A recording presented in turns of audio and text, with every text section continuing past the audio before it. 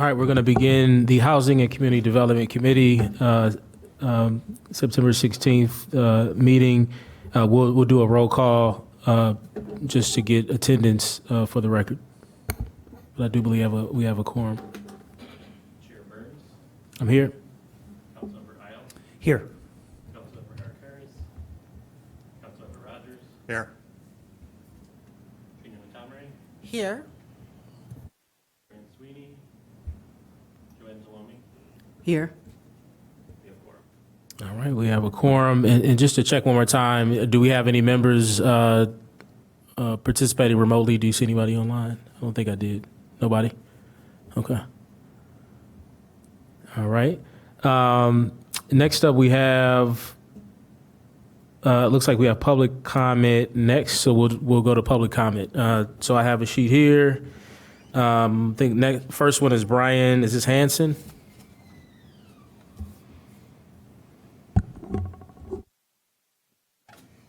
Hi, everyone. My name's Brian Hanson. I'm a 24-year Evanston resident, raised a family in the 6th Ward, and very proud of this community. My wife and I, when we moved to town, moved to Chicago, picked Evanston because of the kind of community it is. We want to live in a diverse community that had racial and ethnic diversity, diversity across social classes, diversity across incomes, diversity across generations. And Evanston was that place. Those are characteristics I care deeply about. And probably one of the most important keys to maintaining and building and nurturing a community like that, because it's not easy, as you guys know, is housing. So I was so excited to see this draft plan and an opportunity to start this discussion. And I have to say, when I took a quick look through it, and I'll learn more this evening, I was so pleased to see the 3 big topics, right? Because they seem right on. What are our strategies for preserving affordable housing units, creating new units that can address gaps in supply, and protect, most importantly, perhaps protecting the vulnerable population from displacement in this community. So I just want to say how much I appreciate you all and the work that you're about to embark in and considering this draft, and also to staff who are so important to this process as well. This is critical to our community, and I really look forward to what I hope is going to be a constructive conversation to search for strategies to achieve these goals. So thank you very much. Thank you. Sonia Cohen, I believe.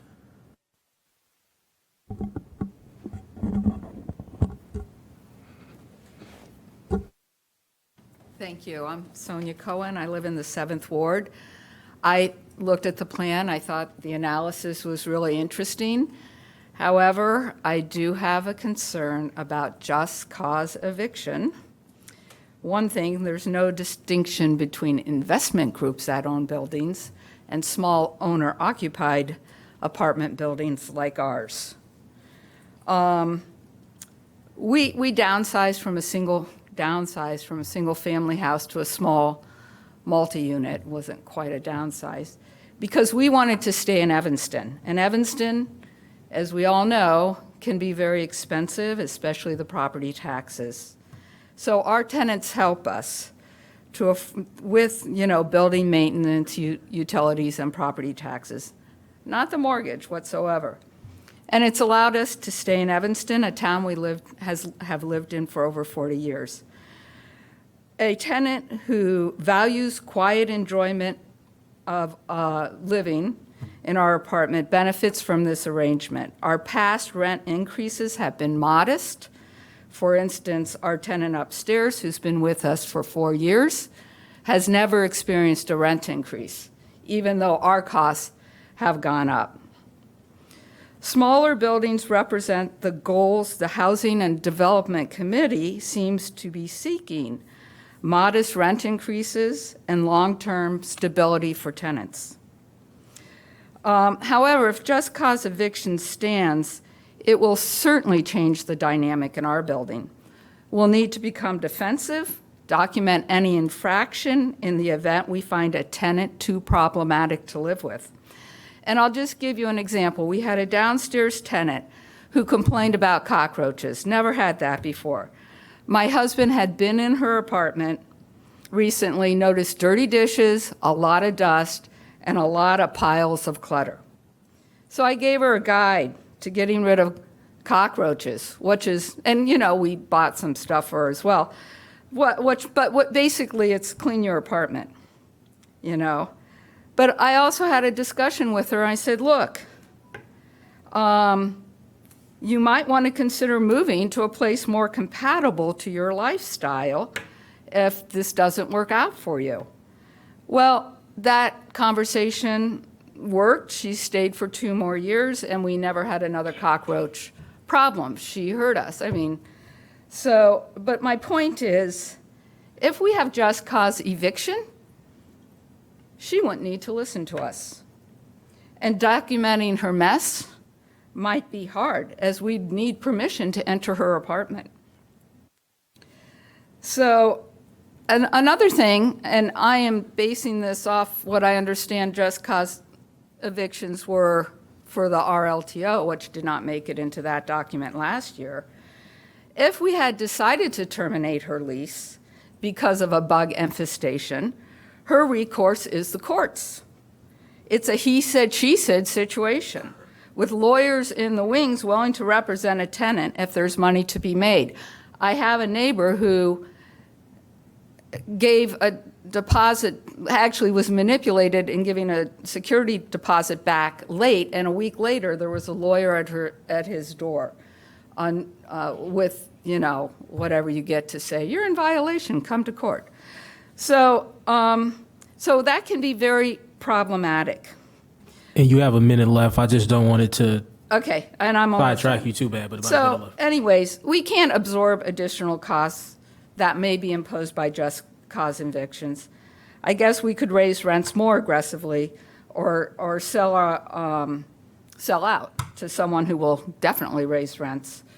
And all this seems to contradict the strategic housing plan's desire to maintain natural occurring affordable housing. So I have brought Institute for Housing Studies, and I'm just going to quickly, was in Chicago. Chicago's supply of affordable units is under threats as rents rise. As existing owners sell their properties, there are concerns that new investors will raise rents in neighborhoods that were currently affordable. So just cause eviction, I really urge you to reconsider putting that in the strategic housing plan. I think this talks about the role of mom and pop apartment buildings, so if I can just give. Yeah, sure. Thank you. Thank you. And you'll have another opportunity to speak to strategic housing. We'll talk about that in a little bit, but it'll come back to ACDC at some point. It'll go to council. So this won't be your only opportunity to make a public comment, but thank you. Okay, thanks. Dominic. Would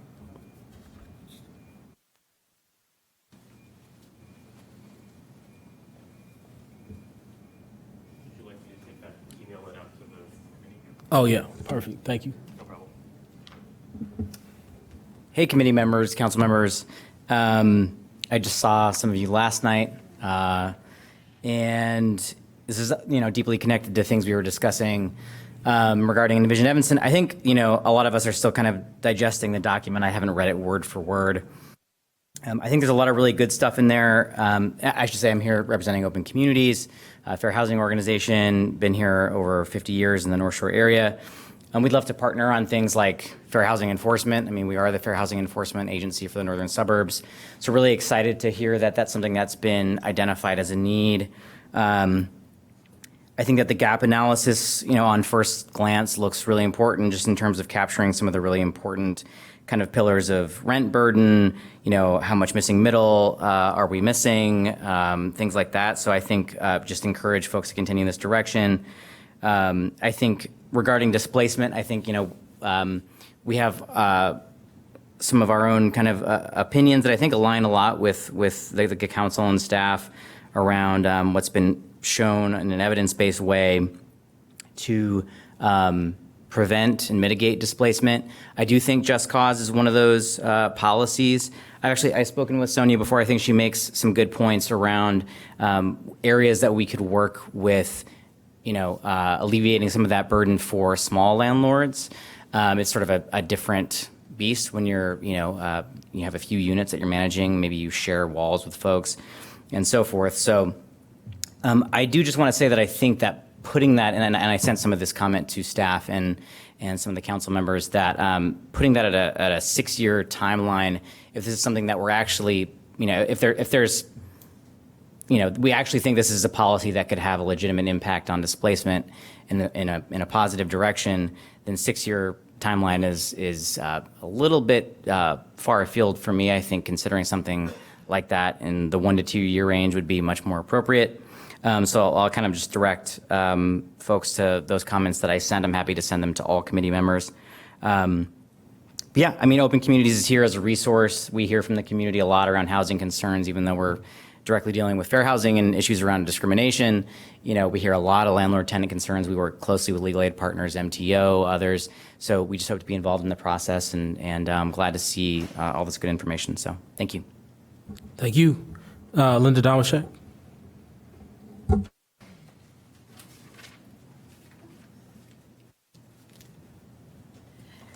Good evening, Linda Damashek, 30-year resident.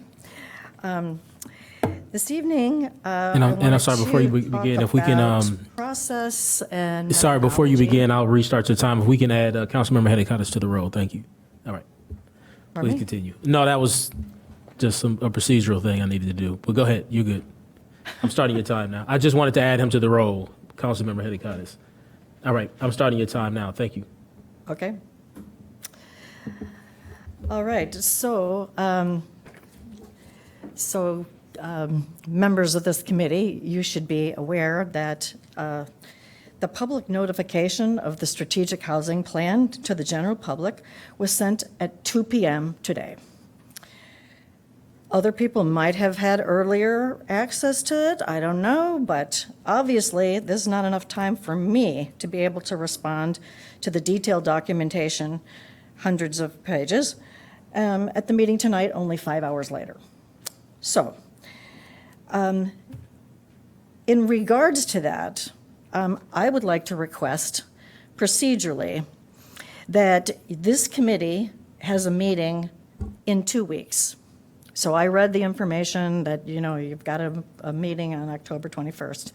And I think that it would behoove you to get information from people who've had the time to read the documentation and give you detailed feedback that would help you in your processing of all this.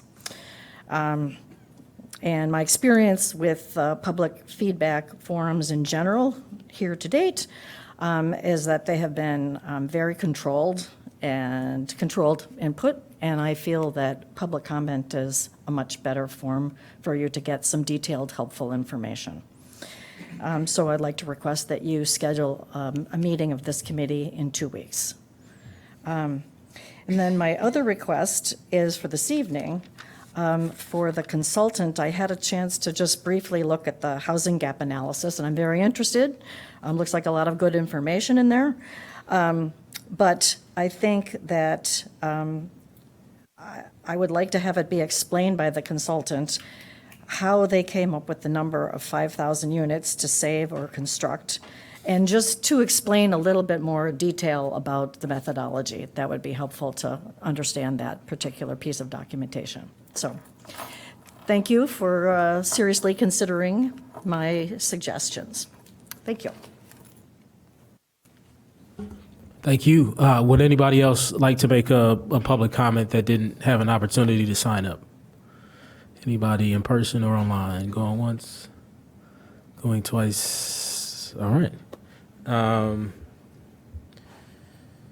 Get back to the agenda. All right, so that's public comment. Next up, if someone can make a motion to approve our meeting minutes from July 15th. Mr. Chair, I'd move to approve the meeting minutes from July 15th, 2025. All right, it's been moved by Councilman Rogers and I'll second. seconded. There any are a couple. changes? There Yep. are a couple edits. I think in public comment, Mary Rosinski's name is spelled incorrectly, and I think the second person might have been Linda Damashek, and her name is spelled incorrectly as well. Okay. So if we could just look at the sign-up sheet and make sure we get their names spelled correctly, please. All right. Any other changes? All right, seeing those in, so we'll take a vote. We'll include those changes in the minutes. So all those in favor say aye. Aye. Any nays, any abstentions? All right, we have approved minutes. Next up, we have the draft Housing for All Strategic Housing Plan overview. And I believe Ori is going to kick us off.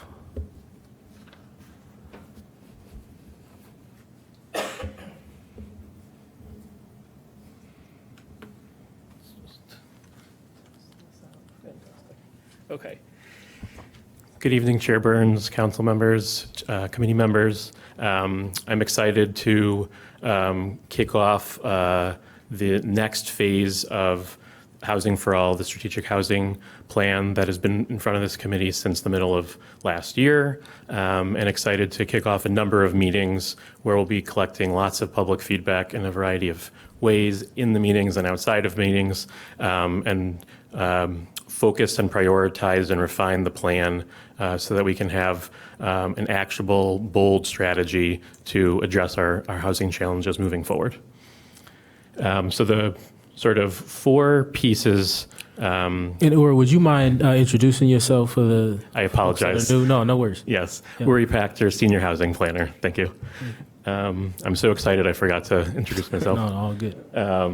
So I want to give just a brief introduction and a reminder. We went over a more detailed refresh at our last meeting in July, but for folks who are just joining now, want to make sure we're setting the stage and on the same page. Then we'll hand it over to the consultant team at Development Planning Partners to talk about the housing gap analysis that they researched and authored. We'll then talk about the draft plan. This is the beginning, the overview period. We're not really anticipating any detailed comments tonight. If you have them and questions, we're thrilled to answer and start doing that. But we're anticipating that the next meeting in October is when everyone will have a sufficient period of time to review that. Lots of public engagement will take place over the next month. We'll present that public engagement, and you'll have more time to come with more specific recommendations and questions. And then finally, we will go over those feedback opportunities in detail, as that's really important that folks have the opportunity to get engaged, and encourage ACDC members also to promote as much as possible these opportunities. So at a high level, Housing for All, again, is like the other strategic plans at the City of Evanston that touch on other topics like CARP for climate action, Evanston Thrives for business districts, et cetera. Housing is an issue that's been focused on by council for a number of years and is lacking an equivalent plan that focuses and prioritizes to achieve the maximum impact. We're looking at a 10-year time horizon, so approximately 2035, and really focused on three things: assessing our needs, figuring out our priorities, and then focusing on taking action. The goal is not to do a plan and move on. The goal is to do a plan that's just the starting point and then kick into action, continuing the work that we've been doing, expanding the work, refining the work, looking for new funding and new partners, et cetera. So here's a couple elements that we had presented previously at HCDC. It includes a couple refinements that the committee actually suggested to help speak about the plan. So things the plan is not. The plan's not going to be a cure-all. It's not going to be new housing today or tomorrow, Wednesday, hopefully very soon, but not tomorrow. We're not auditing our current initiatives in a deep way around ROI or dollars spent, though that's something that we can do and hope to do moving forward. It's like I said, it's not a dusty plan on the shelf, and this is not the end of the process. This is a North Star.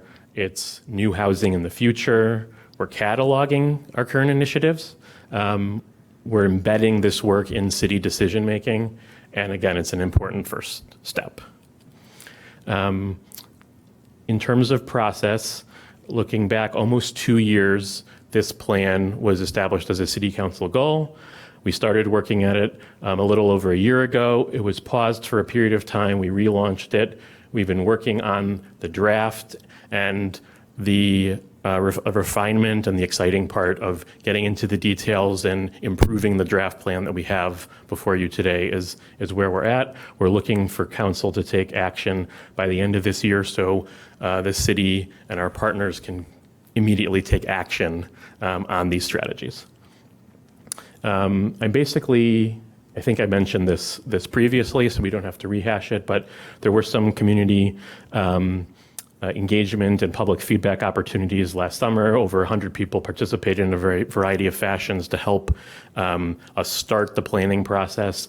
And we're also building off of other public impact input that we've received, like our pro-housing grant applications, Envision Evanston, our consolidated plans. There are a lot of other initiatives that we've been gleaning from to make sure that the community interests are represented here. So I will pause. We will jump into the plan itself deeply later on, but I'll pause to hand it over to Zach Lowe, who's the founder and principal at Development Planning Partners, to talk about the housing gap analysis.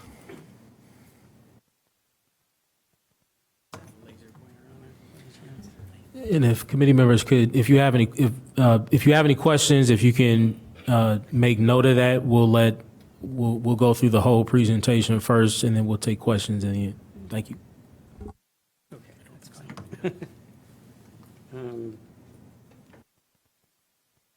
Will this bring up the presentation? And I'll say community members as well. If any questions come up, please take note of them. If we have time, I may allow some questions from the audience, but if not, I'll want you to submit those to staff so that we can include those questions to our consultants, and we'll make sure to have them answered. That's important to me. Thank you. Well, good evening. I have to adjust this. I'm not as tall as Uri, obviously. Can you hear me okay? Okay, great. Like Uri said, I'm Zach Lowe. I'm the founder and principal of Development Planning Partners. We are a real estate market analysis and development planning firm. We specialize in housing and community development of all types. I've been doing this work in Chicago and the surrounding area for 25 years. With me tonight is, I'm very happy to say, is Ryan Holmes, who spent 13 years with Evanston's very own Valerie Kretschmer and Associates. And we're very pleased to have him as a senior consultant and analyst on this project as well. So the presentation I'm going to give you tonight, I realize that this is going to be very information heavy. We are not the headlining act tonight. We're the opening act. So I'm going to go through this rather quickly, but we are, of course, Ryan and I, available for questions at any point. And our report goes much more deeply into every aspect of what we're about to talk about. So generally, I just wanted to begin by saying we looked at housing gaps in terms of housing attainability, availability, and balance, the really important aspects of housing. And our foundational analysis was one of affordability, a degree of affordability. So we measured that by analyzing the number of households at various income levels and tenures, so owner, renter, who are considered housing cost burden. And I'll define that in a moment. But to begin with, it's really important, and I think this speaks to some questions that are going around about what the gap measures, because the gap is essentially a measure of the number of households who are considered housing cost burdened, right? So what the gap measures, and more importantly, or as importantly, what it doesn't measure. So what it is a diagnostic of mismatch at today's prices. How well does the housing at the price points of today align with the needs of Evanston's residents and households? It counts the cost burden households by income and tenure, as I said. What we consider housing cost burden is a household that's spending 30% or more of their household income, total household income, on housing costs. And that includes it's not just mortgage payment, it's also utilities, et cetera, et cetera. That is a very standard HUD measure that's used across the board in a lot of different applications. the resulting gaps in affordability can shrink in a number of ways. And it's not just new construction. It's turnover, it's sort of filtering of units to get them into better alignment with what the city needs. It is, of course, some degree of new construction. It's preservation, and it's income supports like housing assistance. What they are not, what these are, I can't stress this enough, what these gap measurements are not are demand forecasts. They're not build-to quotas. They don't specify the number of units that the city needs. They should be used as orders of magnitude signals when setting priorities and phase strategies over time. That's the sort of the proper way to use these as we see them. So I want to go over method at a glance very quickly because there's a lot of detailed information on our methodology in the report, but just to give you a sense of what we have done, we used two primary data sets, and one was Esri Business Analyst current estimates and projections of households by income for 2025 and 2030. These are industry standard, they're widely accepted, they have a very sound methodology for doing this. We then took those and extended them to 2035 using a sort of compound annual growth rate to extend those.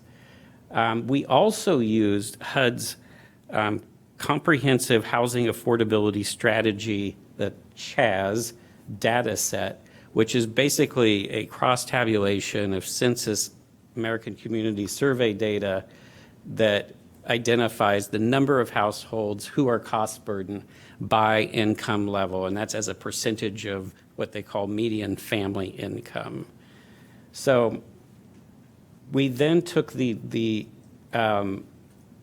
aligned the income bands or appropriate income bands with the HUD median family income level at these various levels. The HUD median family income itself turns out to be about $120,000 in 2025. And remember, that's family income. It does exclude single-person households to some degree. We then applied the cost burden shares from the CHAZ data projected forward, again using a compound annual growth rate, to current households, estimated households, and projections for 2030 and 2035. So these are basically the city top line. This is sort of cutting to the chase, the top line results. It turns out that 48% of renter households and 24% of owner households can be considered cost burden citywide, and that's 35% among all tenure types. That results in a total affordability gap of about 11,000 households, or a little over 7,000 renter and about 4,000 owner. Again, that's not a build-to quota. It's not meant to say you need this many units. By 2035, our model projects that that gap will actually shrink to a little over 8,300 units. Now, I'll talk a little bit more about that in a minute and what that result has come from. We also found that the largest rental gaps in affordability are at the 80% or less of median family income level. That is, households making 80% or less of median family income.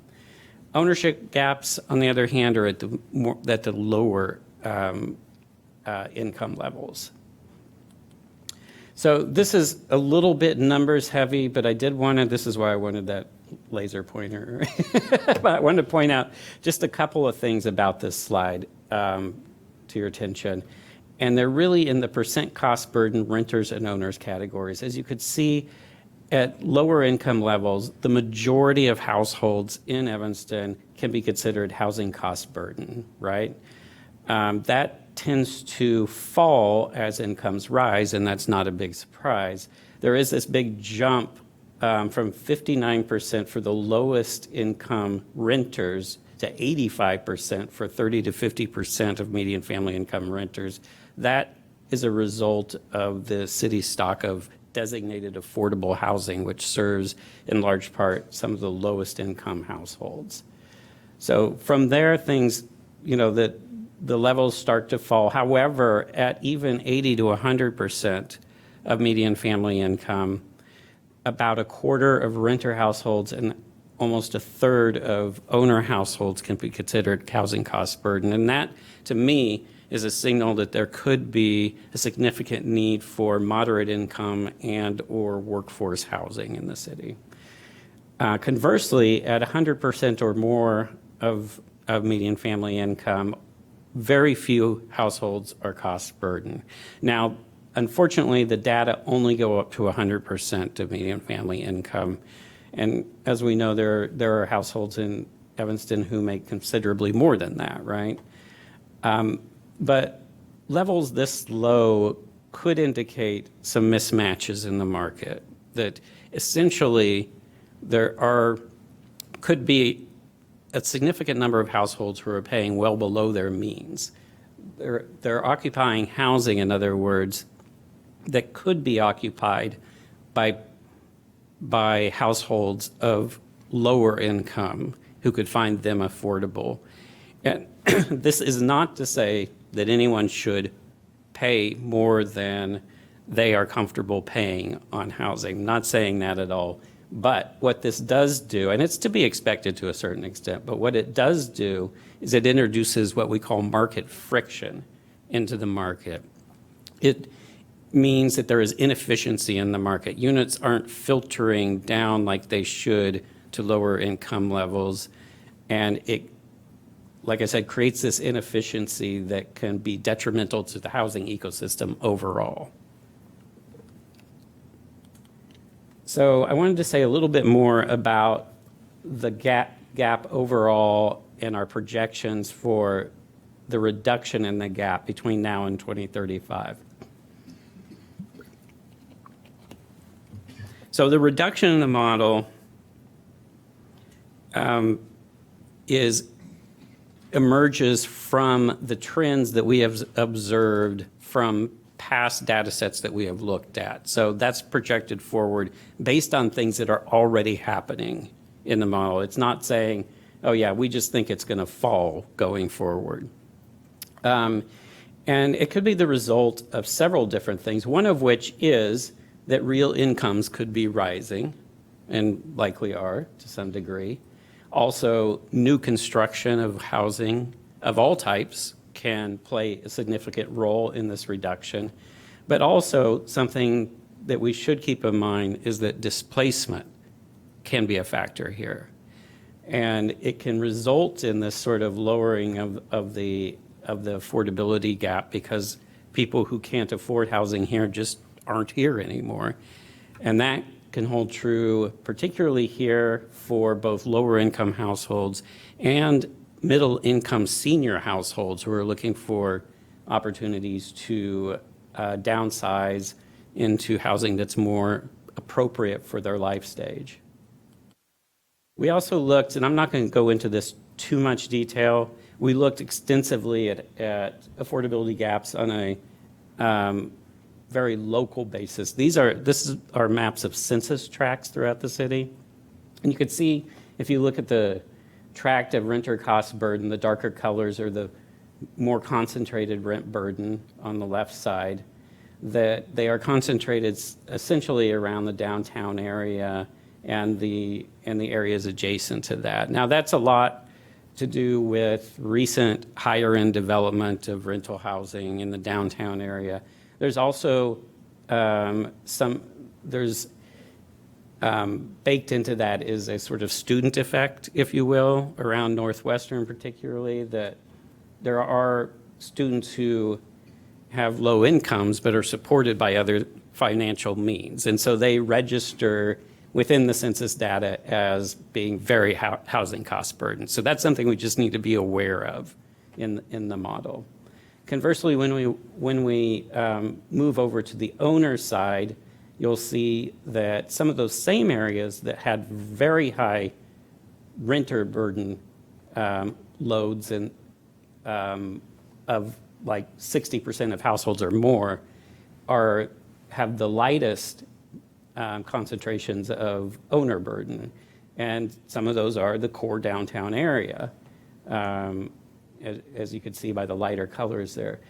The areas to watch here are those darker areas. There are principally 3 of them on the northwest side, that census tract, and on the south central census tract, those are the census tracts that have the heaviest concentration of Black or African American households in the city. The census tract bordering the lake, just south of downtown, also high area for housing cost burden, has one of the largest concentrations of white, non-Hispanic or Latino households. So interesting patterns emerging from there, and we'll explore more of that in just a minute. So we also looked at housing gap impacts for specific populations. First of all, for lower income households, we did an analysis of the supply of affordable housing throughout the city of all types. So this is designated, like capital A affordable housing, as it's sometimes called, designated affordable housing, either rent restricted or rent subsidized. So there are 952 income restricted units. They generally serve households at the 60% or less area median income level. The mix is weighted towards senior households at this point. It's 40%, almost half towards seniors, a little more than a third towards family, and then 15% provide critical support and support services for those with special needs. This equates, the 952 equates to a penetration rate, as we call it, of less than 10% of income qualifying households citywide. So they serve less than 10% of the 9,415 households in the city that earn 60% or less of AMI.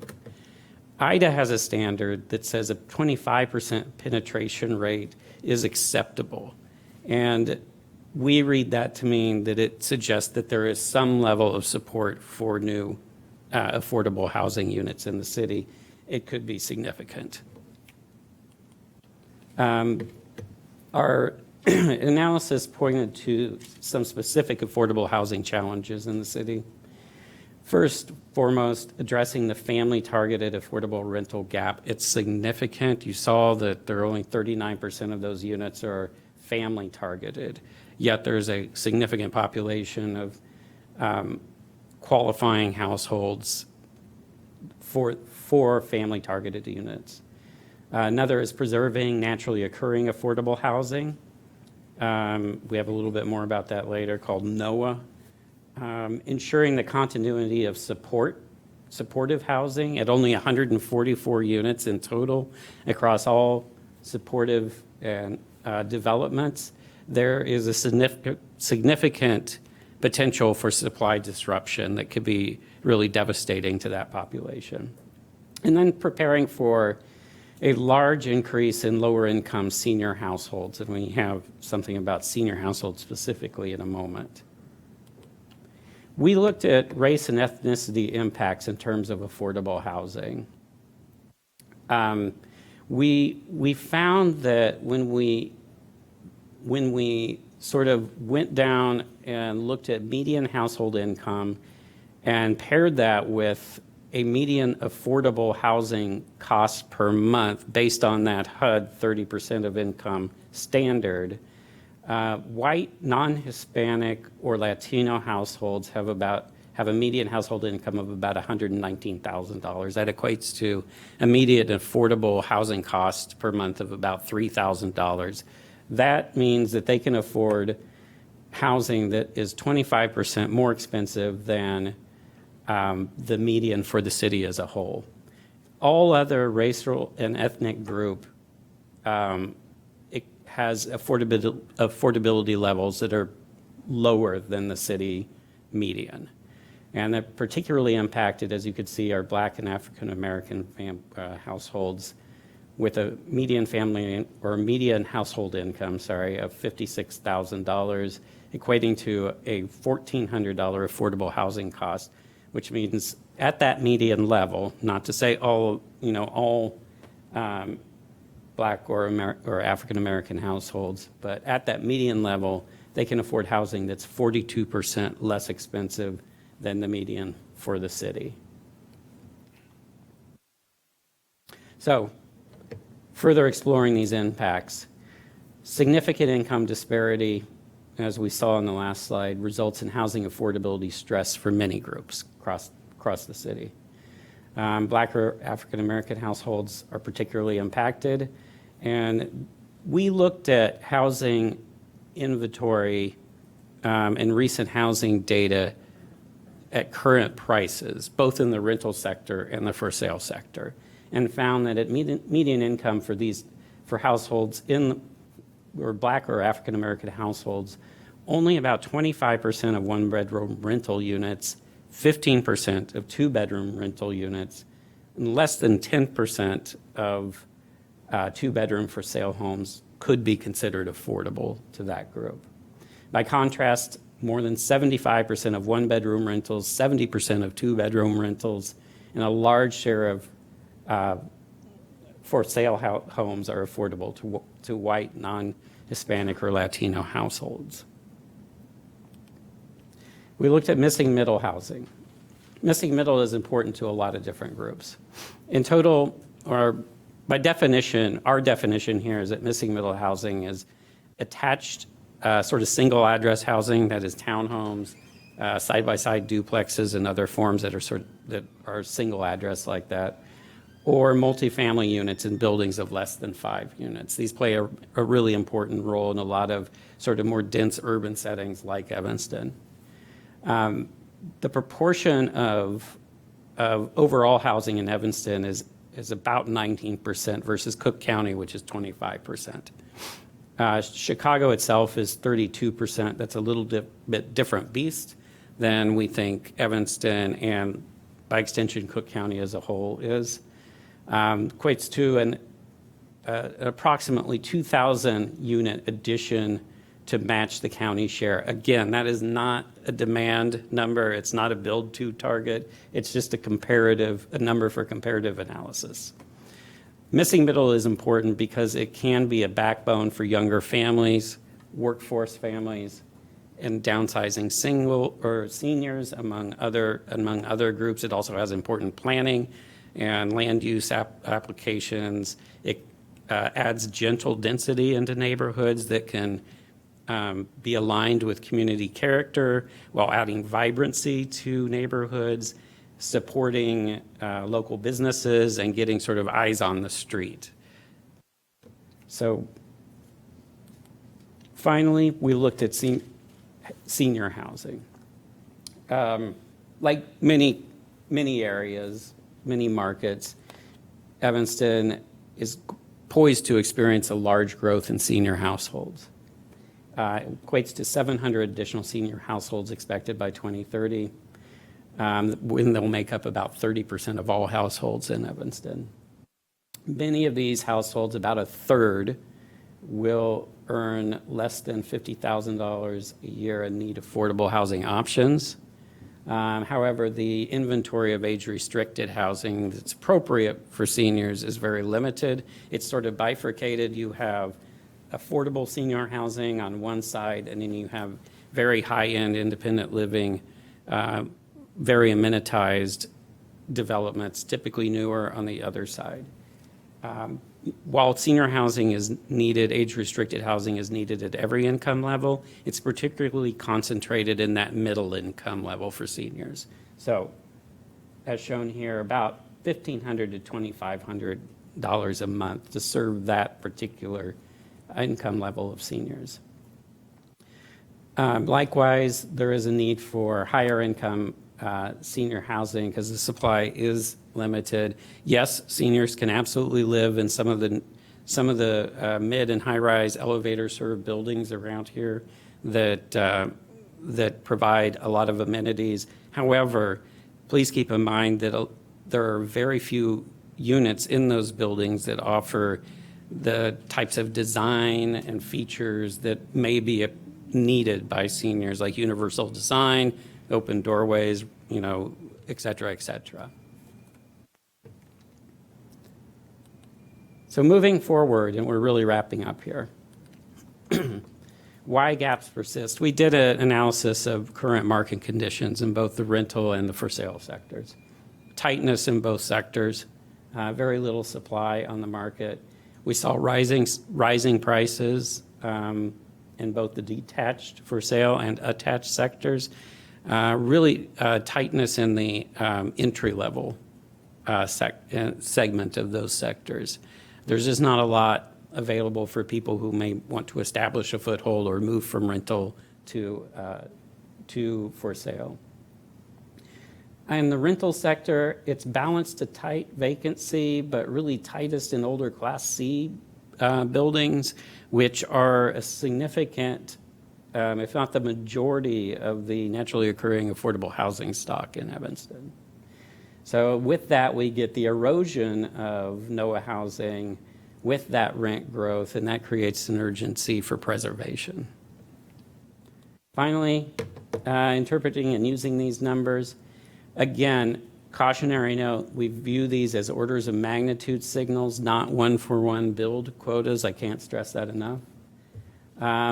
We believe they're best used to target the kinds of planning and interventions that might be needed at specific price tiers, bedroom mixes, and the locations that are experiencing the highest affordability pressures.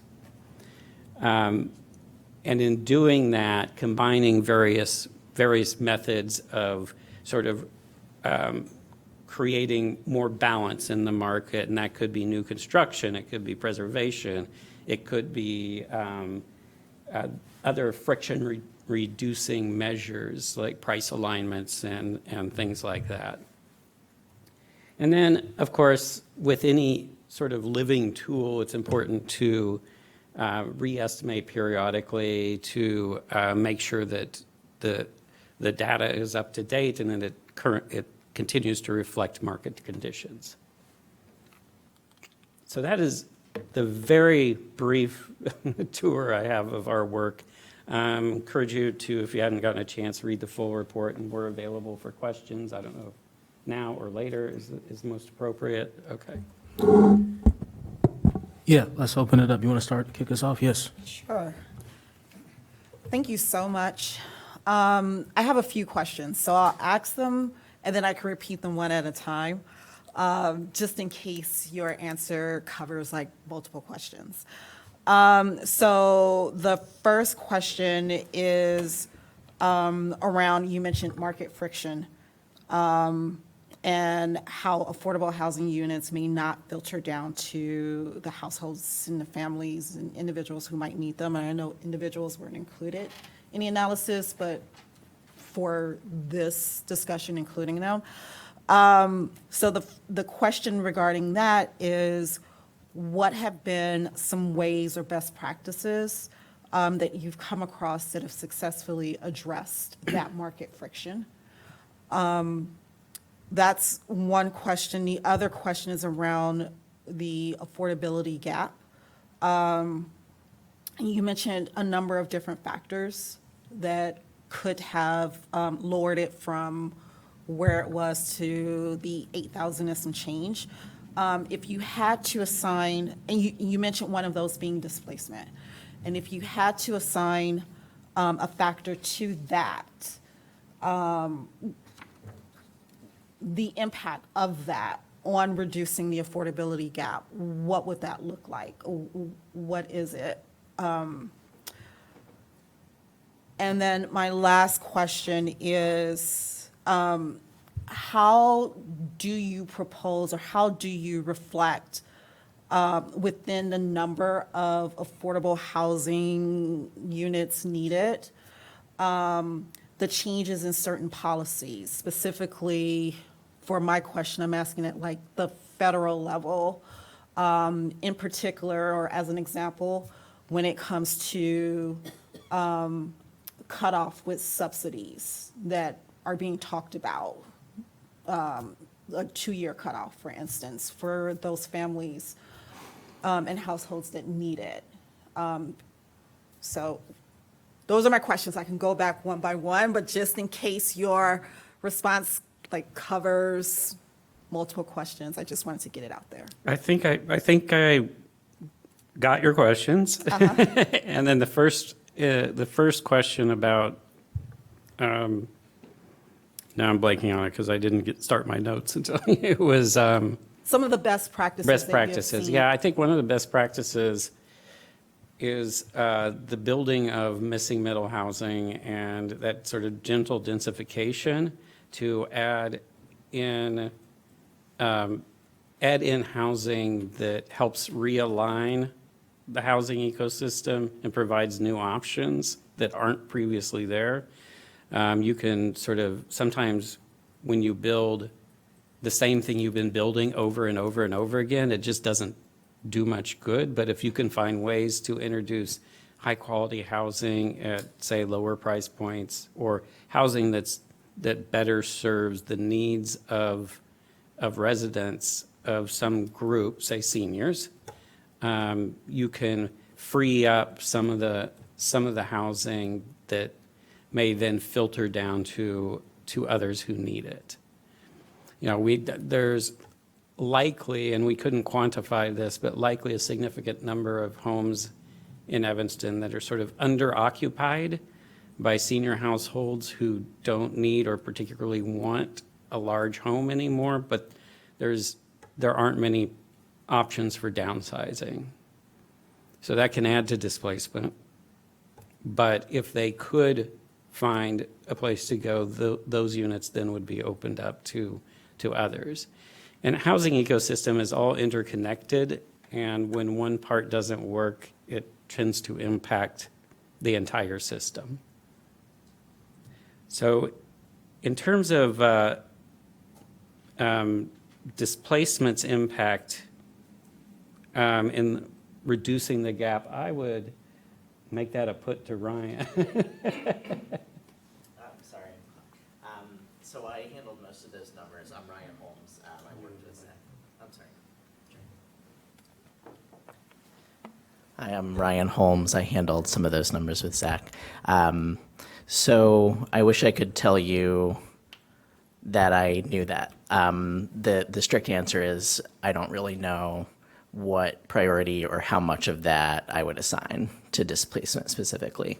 The data, they show the change in how many people are burdened, but they don't get into whether they, like the factors that Zach mentioned, either their income might have risen, they might have been displaced somewhere, or frankly, they might have chosen to move somewhere else in the city, or been displaced or out of the city. There may be other ways to get at that more specifically, but it just wasn't part of what we covered for this. So I don't want to go out on a limb saying exactly what it is without something to back that up. But I do think it's an important question.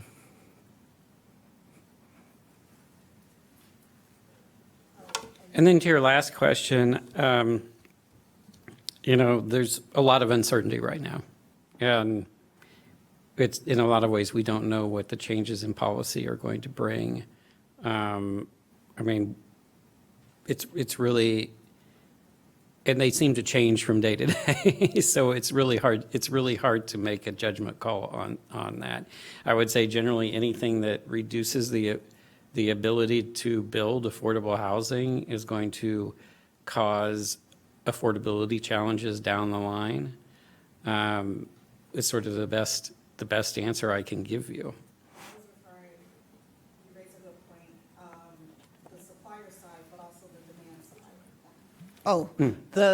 You referenced the supplier side, and I was also, it's a good point, also talking about the demand side and the households that may be subjected to losing subsidies in affordable housing by way of that. Yeah, and that doesn't reduce demand, it reduces the ability of people to secure affordable housing, appropriate housing. So, yeah, that's a problem. I can't make a call as to what quantifying what that impact would be at this point, but. Okay, but you don't add like a haircut or a factor into the numbers in order to account for something like that? Not at this point. Brian, do you have anything else to add to that? So I think, so it would, from our standpoint, as far as rentals go, it could affect, and staff might know more about the particulars of certain programs that could be at risk given different policies that come down the pipe. But it would affect the ability of people to get or keep vouchers if they have housing choice vouchers. So it would affect people in that either using a housing choice voucher in otherwise market rate housing, but that is part of, that will accept or is accepting a voucher for rent, or capital A affordable housing, potentially if there's less ones that use project-based Section 8 might have less availability of that, or that might be less available for new affordable housing to use to reach typically some of the poorest people. So they may end up being, the tax credit program may be there, so you'll have low-income housing tax credit potential to build, which is also considered capital A affordable housing, but it has trouble reaching people at the lowest end of the income range because of how it's structured. So oftentimes developers layer on the Section 8 and other financing from HUD to reach people who are truly in need. So ultimately, if all that happens, it falls, as often does, most upon the poorest people, and then they get pushed more towards the shelter system and other non-permanent housing, so emergency housing, and it adds to the homelessness crisis. That's not just Evanston, that would be everywhere around. To Zach's point, I don't know. So the affordable housing totals are the main ones that would be affected and people with vouchers. But it's, in the future, those numbers could change. And that gets into like nitty gritty where I really don't know exactly what staff is dealing with as far as all that stuff. Thank you both. Councilmember Hadikatis. Yeah, Trina, your question about the market friction was really good. It made me think when I read that section in the report. I'd heard that term maybe for the first time about a year and a half ago, and I know that personally, like anecdotally, a lot of times if you know renters, you always know someone who like once you get your apartment and you're holding on to it, it's like it's not that great, and they could probably, but it's just really not the supply. And so people do tend, I know, like anecdotally, like hold on to an apartment that they're not like in love with because they just can't find anything else that aligns with like when their lease is up. And those are the people I think if you introduce more supply, they'll have an easier time finding what they need, and maybe the apartment that they had that was too small or too cramped would be fine for someone else who's also in that market. So it was really interesting to read that this is like something that's you can kind of see with this analysis, and it's really interesting to go through that and really appreciate all the work. There's a lot of numbers that didn't surprise me, and then there's other things where like, oh, I did not know that about this part of my ward, and so it's really a lot of food for thought about like what the next steps are. So really interesting stuff. Well, great. Thank you. Yeah. I couldn't agree with you more about the supply issue in terms of market friction.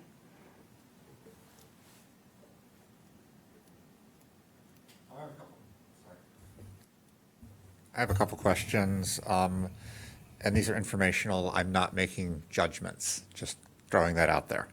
So when we talk about cost burden in the city of Evanston, we have a large number of people who live in group home type situations because of university students, senior housing, those sorts of situations.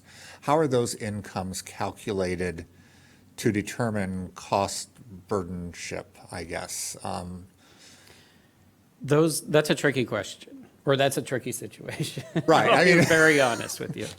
Yeah, and that's why we talked about the student effect, right? Right. There's no way to really isolate that other than a very, you could write a doctoral dissertation on it or something like that. But it could be a very complicated, painstaking, like door by door analysis if you really needed to dig into it. But what we do is we provide safeguards and caveats in our analysis and say, okay, this is likely what we're looking at here is some level of student effect here, because we can see that there are a lot of single-person households, or there are a lot of younger households, et cetera, et cetera. I will say that the census, by definition, counts students where they're going to school, so they should be counting them in Evanston. In practice, I don't know that that always happens. I don't know that students always fill out the census or respond when they're asked by the American Community Survey, which is the yearly sort of census update, if you will. So, yeah, we do our best, as I guess what I could say to that. Okay. You can also add group quarters are not included. Oh, yeah, group quarters are not included in any of our data. That's Okay. That's a separate issue. Yeah, thank you, Ryan, for that All right, clarification. that helps a lot. And then going back to the market friction that we've talked about, I feel that we have in Evanston people who are looking to upgrade their housing, and people who, in particular, are looking to age in place in housing. And I'll use my mother so as to make it not personal about anybody else in Evanston. She lives in Ohio. But she has currently a 3-bedroom, 2-bathroom house. It's just her. She's 81 years old. She doesn't want to downsize because she wants to keep the control over her house. She wants to mow the lawn when the lawn needs to be mowed, wants to paint the house when the house needs to be painted, doesn't want to live in a condominium or, apartment sort of situation because of that. So when we're seeing this pressure put on from both ends, how do you reconcile those two things? Because you have people who are kind of wanting to upgrade, people who aren't wanting to downgrade, not necessarily downgrade, I shouldn't say downsize. How do you balance those sorts of things? Because some of it isn't that the housing isn't available, some of it is personal preferences as well. I guess from a personal standpoint, I would say if you want to age in place and you are physically able to do that Yeah. and very satisfied, that is fantastic. Yeah. And there's no need to do anything else. But what we see most of the time, or the majority of the time, is people wanting to downgrade or downsize, sorry, and not having the supply available to do so. Saying, I just don't want to take care of this 5-bedroom house anymore. I don't want all the maintenance headaches. I can't do the stairs anymore. I need a different type of housing for my place and where I am right now. Right. And then when you talked about the 144 supportive units, do you have a breakdown as to how much of that is senior supportive housing and how much of that is other types of supportive housing? Do we have that, Ryan? It's not in the table, but it exists. Yeah, we do have that. It's not in our table. I'd just be very though. curious as to, are we meeting the needs of one of those two segments better than the other? As we're looking at. It's a good question we can look into. All right. Yeah. And can we get this presentation? Because it's very hard for those of us who are sitting this far away to see some of those numbers. Yeah, sorry about that. No, that's fine, that's fine. The presentation is posted on the HTDC website. Okay, I It was, must have- it was posted today. I'm not, Okay, I mean, not okay. chastising or anything, No, but no, saying no, it's so already. I downloaded the stuff. It's already last week, there. so, okay. And there Thank you. was, I will call out, there was one typo, I believe, that will correct and re-update it, but the presentation that you would look at currently is correct minus one thing that was corrected for tonight. That's fine, it's just, I don't know about my fellow council member over here, but we sit a far distance from the screen, so it's hard to read sometimes. All right, thank you. I just want to make some comments. I just retired as a Realtor here in Evanston and was a Realtor over 25 years. I'm also a landlord. But about, the friction, you can't make people sell their houses, And we had a distorted market the last few years because people didn't want to sell their house and give up their 3%, 4% mortgage rate for a 7%. Now since the feds are probably going to lower the rate, although the bond market determines the mortgage rate, not the Fed. So tonight on NewsHour, they were saying maybe it'll go down to 6.3%. But that's still a lot of difference. But about staying, Evanston is an aging community. I live in a 50-townhouse complex, 2 bedrooms, 1.5 baths with a basement, and there are a lot of us single people. So those, I'd have to count, but I'd say at least half of them are people have been there 20, 30, 40 years, and 1 or 2 people live in, half of them. Now, we do have some families, but so those units are affordable for Evanston, I think, and yet they are underutilized too as far as the number of people. So there's just always these market conditions that we just don't have control over. Mm-hmm.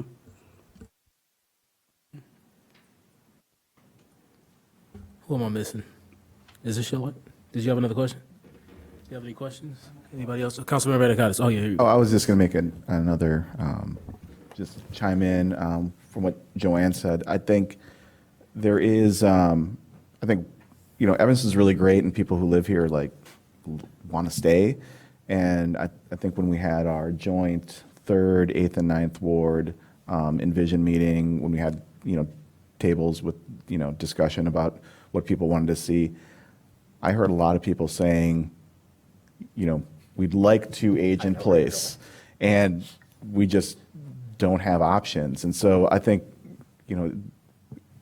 seeing that data kind of bear out in the document was, kind of reaffirmed kind of like where we can have like our, when we move forward, I tell people we can set policy to encourage, and also if we have like city land, if we want to, develop housing, now it's great that we have data that we can make the decisions as to what and build what people want, which I think, in the past I don't think we always had this level of data or the levers to pull to build what people need, which I think is what we really need to do going forward.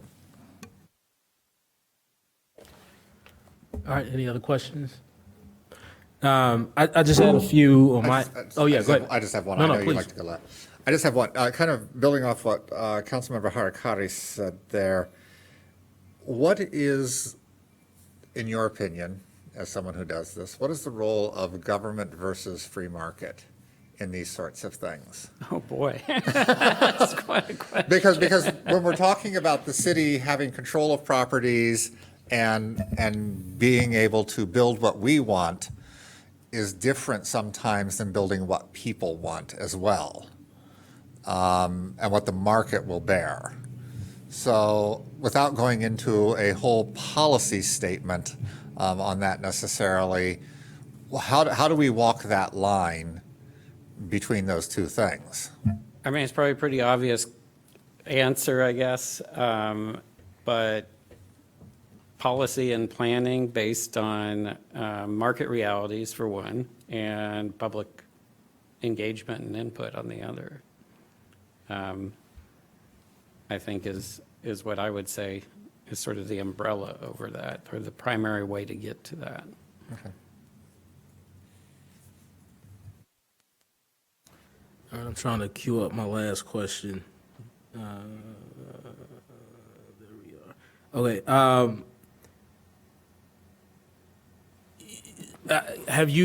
Can you tell us what is driving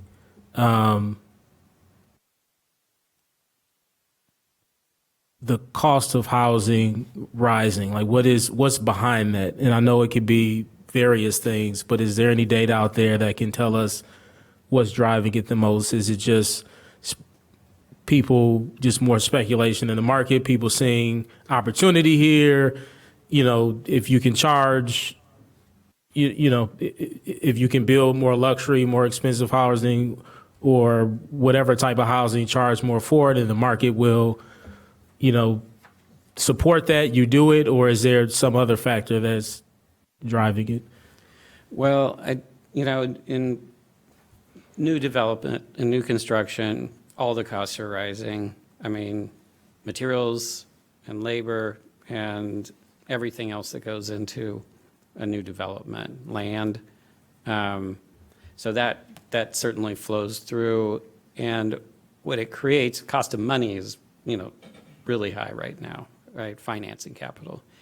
And what that tends to do is sort of forestall the ability to build profitable, particularly rental housing, but for sale as well, that is affordable to sort of moderate middle income households.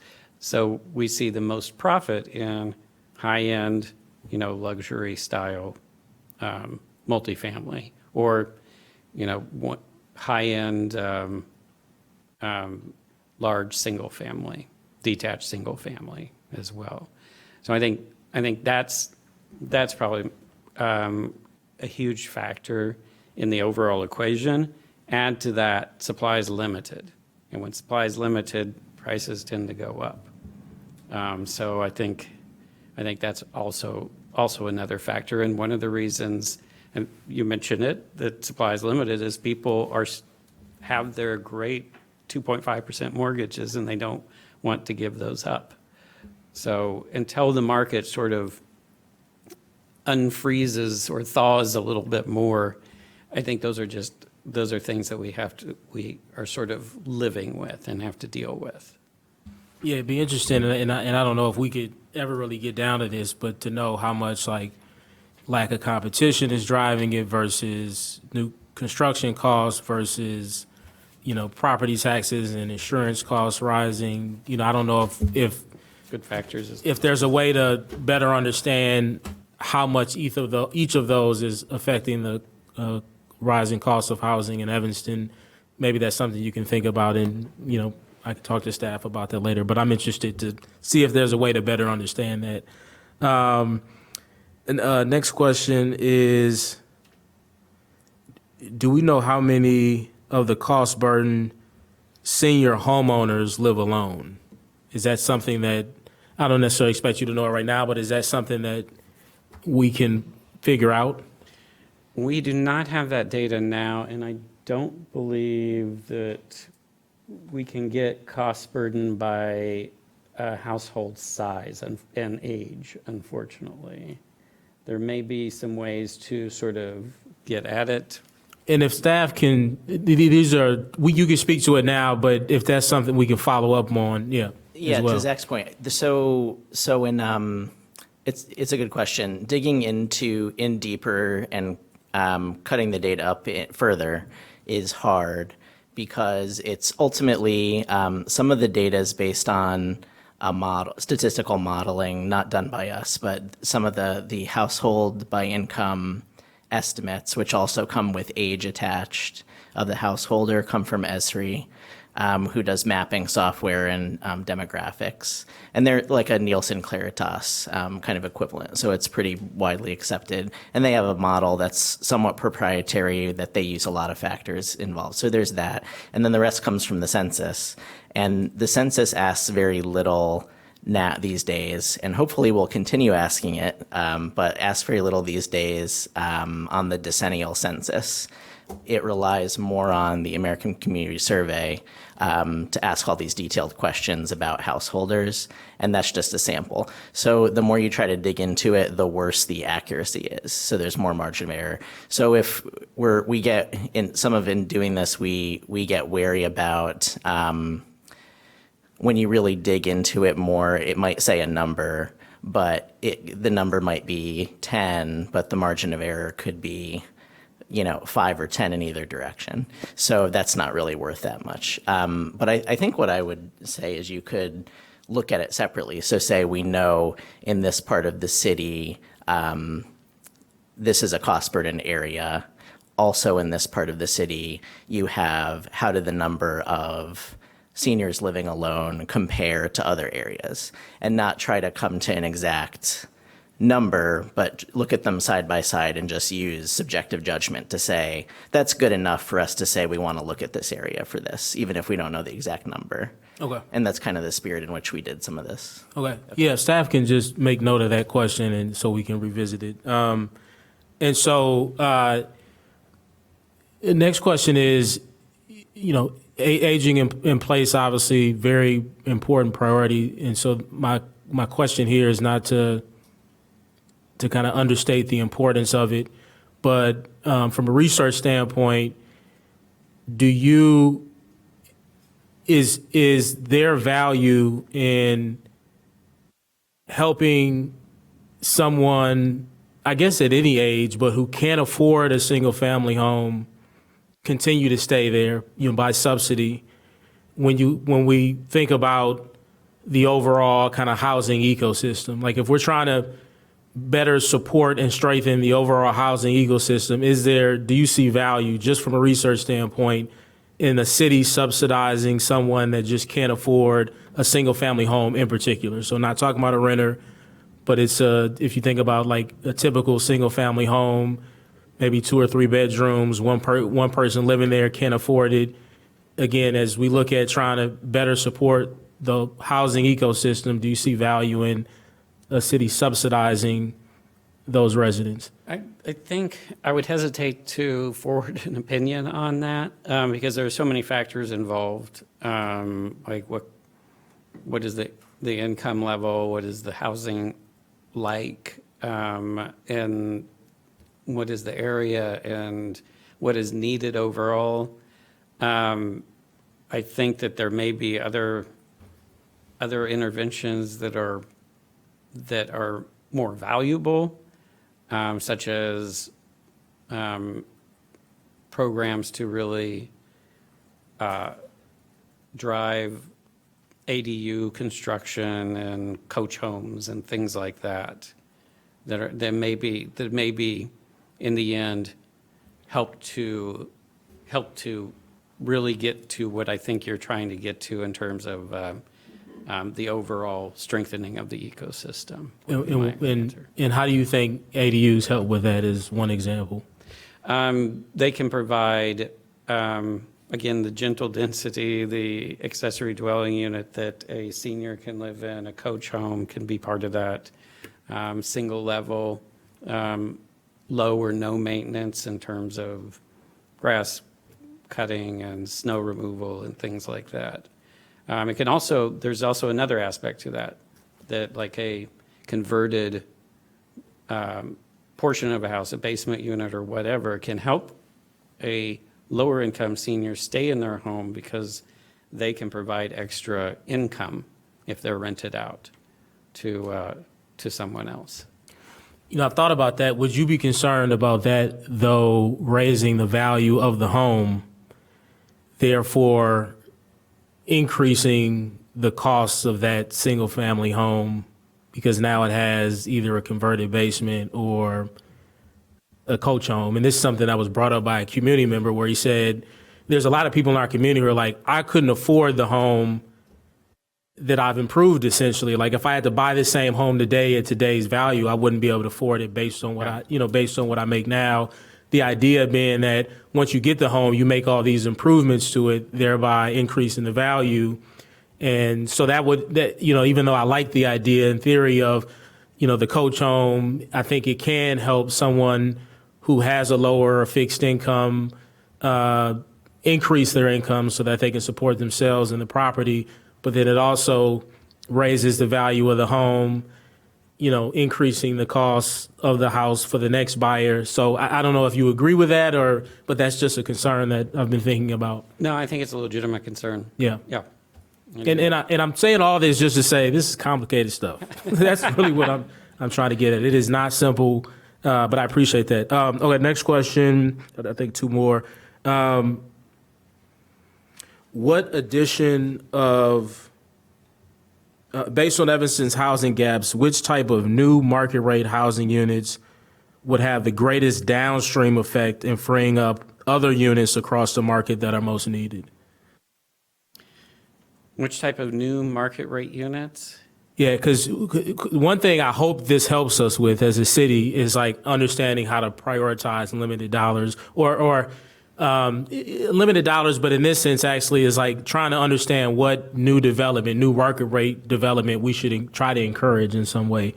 And so when I think about like how to do that, I would want to know like if we were to try to encourage the development of new units, like how should we think about prioritizing those? And one way is, okay, well, what will have the most downstream effect essentially? Without,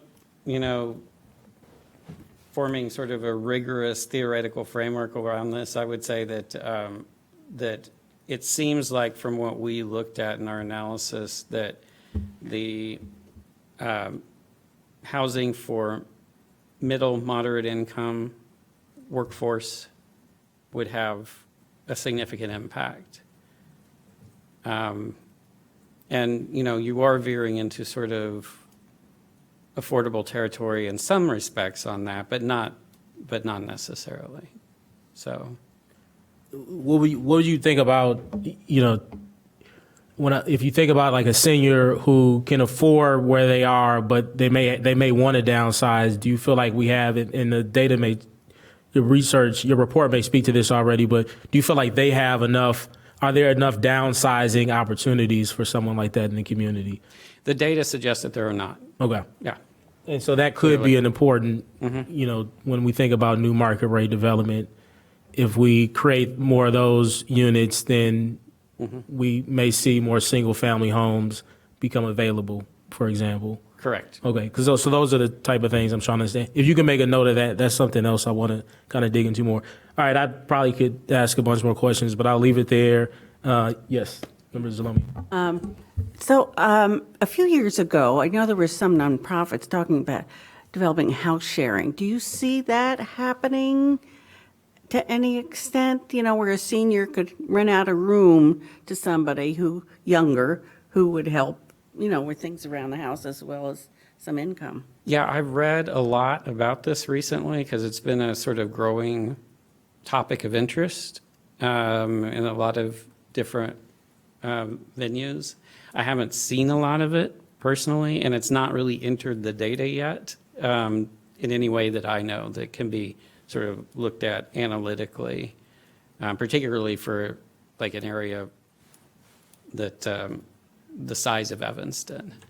But I think it's something that there is a growing interest in. There are a lot of, historically, there are tons of models for that, all over the world. So, it's really something that's being looked at more and more and could become more and more popular as we go forward.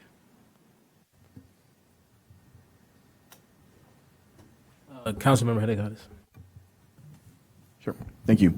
So in our strategy going forward, I was really happy to see a bunch of these things that I've talked to people about in the past. I know, we have like 1.7, the instituting a housing impact fee, which I think is a really exciting thing to explore. And, that's the idea of, if you're building market rate that's luxury, you can set standards so that this is like, because I think we hear a lot of complaints that this isn't even for normal working class people, this is luxury. We can tax that and that money goes to our affordable housing fund or whatever. And I also like seeing the deconversion policy, because I know there's a worry about gentrification when we talk about changes in housing. I'm just curious, one thing I didn't see, and I know this is something that they've done in Chicago, in Humboldt Park in particular, it rapidly has been gentrifying in the last, 15, 20 years. And they relatively recently instituted a really high demolition fee for houses because they were seeing, single family homes being snatched up. Is this something that, I'm just curious why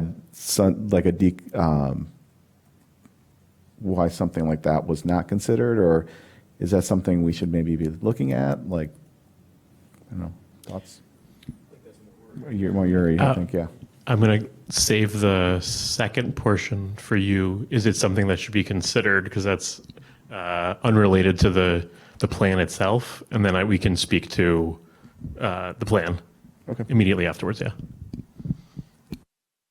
We weren't, the scope of our project wasn't to provide very detailed policy recommendations. Yes. I think that it is good to look at as many things as you can, to consider as many things as are reasonable to consider. So I know that's not really an answer, but Yeah. but that could be a part of a solution. Yeah, because I think Councilmember Burns, hit the nail on the head. This is like super complicated, and if there was like one thing to do, everyone would be doing it. So I was really happy to see that there's like a lot of levers to pull here, because I think it's so complicated. We have to be doing everything we can. As we said, there are a lot of ways to reduce those gaps, and they're not all just build. Some of them are ways to encourage better filtering. Some of them, the things that I mentioned in the presentation. So that could be part of a solutions package. Great. All right. Before we move on to our senior housing planner, I've got a question. Oh, one more. I'm sorry. I didn't see the light. Councilman Riles. Okay. So thank you very much. You've got a lot of valuable data here. Can help us make some good policy decisions. I will admit I had limited time, so I haven't digested the whole thing. I focused a little more on the strategic housing plan draft, but what I don't see data for is the unhoused. And there's a direct correlation between housing supply, cost, affordability, and the number of unhoused in a community. I know it's a difficult population to measure. I was wondering if you could talk to that a little bit, because they are also part of our community, part of our housing ecosystem, and they're part of the challenges that we face as a city. Yeah, absolutely an important consideration, and one that is not addressed in our data currently. Our sort of analytical framework just didn't, in some ways, we weren't able to address the issue of the unhoused, but it is absolutely worthy of further investigation. So do you have any suggestions on, if data helps us make good policy decisions and helps us explain why we do what we do to the community, any suggestions on how to get that data for that community? There are sources. Ryan, you have, I know, have dealt with a lot of these. There is good information, which you probably are aware of from the point in time count done every year in the housing continuum. And it's something that, as part of the affordable housing development process, not from this, but we do market studies as well for affordable housing, for specific development applications, for funding. And that comes into it as well, to provide that kind of data, to talk to service providers. And they often have, there's the state referral network wait list, which is vast, that the state keeps in the city. So there are a lot of numbers out there. It tends not to necessarily be just for Evanston. It would be for like North Cook or, Cook County. So there's discussion that has to go on around it. So there are numbers out there. It wasn't a choice to omit here. We were sort of we went from a starting point of looking at cost burdens across the whole income spectrum on a household basis, and people who are unhoused are not in that, like Zach was saying, that framework. So it's a good point. and there are numbers out there. So it is important to look at. Okay, I appreciate it. Thank you. I guess a quick follow-up to that, does staff feel like that is within the scope of this contract, or does that fall slightly outside of it if we wanted to evaluate that data or get that data? In general, it does fall outside the scope because the focus was on the gap analysis and developing that framework. That clearly does not mean that it's outside the focus of the strategic housing plan. It's very much part of that. Folks who are unhoused or experiencing housing insecurity are included in sort of specific populations that we call out that often are ignored, have more difficult time, go uncounted, are underrepresented, and there are specific strategies that are focused on that population. And if there aren't enough, we encourage the community and this body to recommend additional ones to make sure that we're heading in that direction. Okay. I do want to allow an opportunity if anybody in the audience has a quick question about the data, because again, I think what's most important is we have our guests here, and obviously we don't need answers today, but just to get questions on the record about the data, what's missing, because if we can't get on the same page about the data, if there's kind of broad disagreement on if there's people who feel like this didn't quite, that we don't have all the data we need, that there's not enough here to inform the next step in this process, then we won't be on the same page. And so I think it's important that if people have any questions about the data or anything any additional data they would like to see added to this discussion, that they let us know either today. I'll allow a few questions if there's any. It doesn't feel like there's any. If not, just send them in, email them to me and city staff, and we'll make sure to get responses to those questions.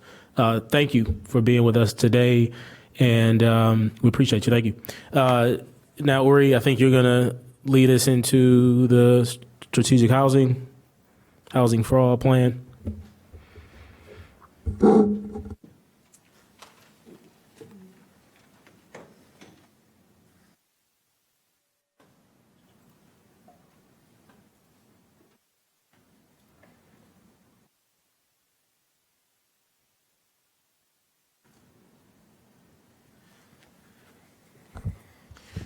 Uri Pachter, Senior Housing Planner. I'll introduce myself this time. And I just wanted to mention to Councilmember Harkars, I believe that the section in the plan that references the deconversion policy and or the housing impact fee, depending on sort of how you're looking at it, does not specifically reference a change to the demolition tax, but as implied as sort of exploring that as part of that strategy, since there's some overlapping goals and opportunities in terms of changing that kind of falls under that umbrella. Obviously, that can be called out more specifically if that's of interest. Thank you. Yes. So thank you very much to Zach and Ryan for discussing the gap housing analysis as mentioned before. A couple distinctions that I just want to reiterate that are important. The development planning partners team responded to a scope of work for the city, put together this data, did the research, authored the plan. We have their final report. It is an important part of what we're looking at in order to develop the strategic housing plan. There are other data sources that are included in the plan. It is not the only data source that we're looking at for this plan. And really the gap analysis focuses on the problem and the strategic housing plan focuses on the solutions. There are discussions in the plan around the need. There's no expectation that people are going to be reading all the documents all at once, but it does focus more on what's next, what are we going to do about it, and in terms of the orientation. And so that's, just want to reiterate that distinction. Zach and Ryan and Development Planning Partners, I believe, will be available one more time per the scope to either come back to HCDC or council. And in the meantime, we're happy to facilitate any questions through staff as well. So to get on to the plan, we, as was mentioned earlier, that we released the plan on Friday. I would call that sort of a soft launch of the plan. More materials and publicity have gone out today. There was no expectation that folks had read every word of it. We're providing detailed recommendations and critique. And so this is an opportunity to sort of walk through some of the highlights of the plan right now and reorient towards that. And I'm happy to answer any questions afterwards, and really look forward to answering in much more detail recommendations and revisions next month. So here are some key factors, takeaways I think are important to look at when approaching the plan. Evanston residents are facing acute housing challenges, and in order to address them, it requires bold strategic action. And in doing so, it's important to look at the impact and maximize what the city's role, which frankly can feel very limited in comparison to the market forces and everything that's going on in the housing ecosystem, what our role is, that we maximize that and prioritize the most impact that we can have from where we sit. We can't do it alone. It's going to be important to collaborate, particularly when funding is lower or needs to be more creative. And on the funding piece, we can't pay for it alone. We need to find more creative ways to fund the programs, policies, and initiatives that we're looking to achieve. And what's at stake is economic and racial diversity. This is not a wonky housing theoretical paper. We're talking about why a lot of people really love to live and be part of the Evanston community. And what I also wanted to make clear is this is a draft. I'll just say it a few times just for kicks. This is a draft, this is a draft, and this is a draft. And therefore, the city is very interested and open and excited to evolve this draft into what becomes the final plan. And so a couple things to note. There are a lot of strategies included. We're excited to hear from the public about more strategies. If we end up with 100 strategies, we're probably going to do them all poorly. We're going to need to really focus. And so we're doing that funneling process. I believe there are about 77 or 80 strategies that we listed in the draft framework about a year ago. We got it down to 27. We can go back up again in the meantime, but we want to make sure that if we're committing to something, we're going to do it well, and we're going to act accordingly. Feedback and recommendations I mentioned will help us create that greater focus. And there are aspects of the plan that, when final, could use a little bit more detail. It doesn't make sense to go deep and provide that level of detail. For example, having specific departments that are committed to specific strategies when we don't even know what the strategies are going to be. But we intend to have leads and ownership over these components when it comes to the final plan. They're just not there yet, since those strategies aren't yet final. And that's the last thing that I mentioned. There we go. So at a high level, we're looking to provide a variety of housing options, not that the city owns, but that the city itself provides: accessible, attainable, connected, equitable or fair, healthy, integrated, safe, and stable. Not easy to accomplish, but we're up to the task. The few slides upcoming are the ones that are a little bit more wordy, so I'll just summarize. The plan includes some call-out boxes that talk about specific definitions. Oftentimes, I think similar to Zach's discussion before, there aren't exact definitions that everyone uses. And so for our plan, we've tried our best to say, for this plan, this is the definition. We're not trying to convinced anyone of using a specific terminology. We're just trying to talk about the same thing by using the same words. So some of the components are what makes housing affordable in terms of 30% of gross income, what costs are included typically in that number. And then severely cost burden is another reference that's even further cost burden at 50% or higher. And then also just what does a household mean? The census uses household a lot. It's important to use that terminology so that we're talking about the same thing. It could be a family, an individual, unrelated roommates. Same thing with AMI. The Department of Housing and Urban Development puts out data every year by county, and that discusses an area median income. So for Evanston, it's based on the Cook County, and it's actually the same for the entire region. That's not the median income of Evanston, it's the median income for that's established for this this program and sort of the way that folks talk about it. We also highlight in the report what the median income is in Evanston. That's obviously relevant for our purposes as well. I will continue. So here's an example of one of the income terminologies that we've established for the plan for some consistency. And so we lay out in comparison to the area median income, extremely low, very low, low, middle, upper middle, and higher income households. As you can see in the columns on the right, it varies based on the number of individuals in the household, and that can make data analysis a little tricky. Are we talking about a one-person household, a four-person household, all households? And so we just need to keep that in mind, that it will vary based on household. For certain programs, it's a fixed definition, and for the plan, it's more of a guiding principle to understand generally what we're talking about in terms of household income. Here's an example of the housing continuum, which is relatively similar to Zach's explanation of like housing ecosystem and the various levels. I included this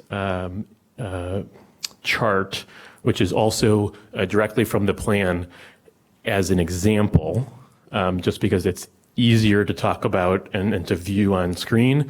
In the plan, we have our own terminology that is fairly similar to this, but we wanted to define it. And instead of having a lot of text-heavy slides here, just showing that spectrum. I think what's important to note is that this is not a linear process where people are climbing up a ladder.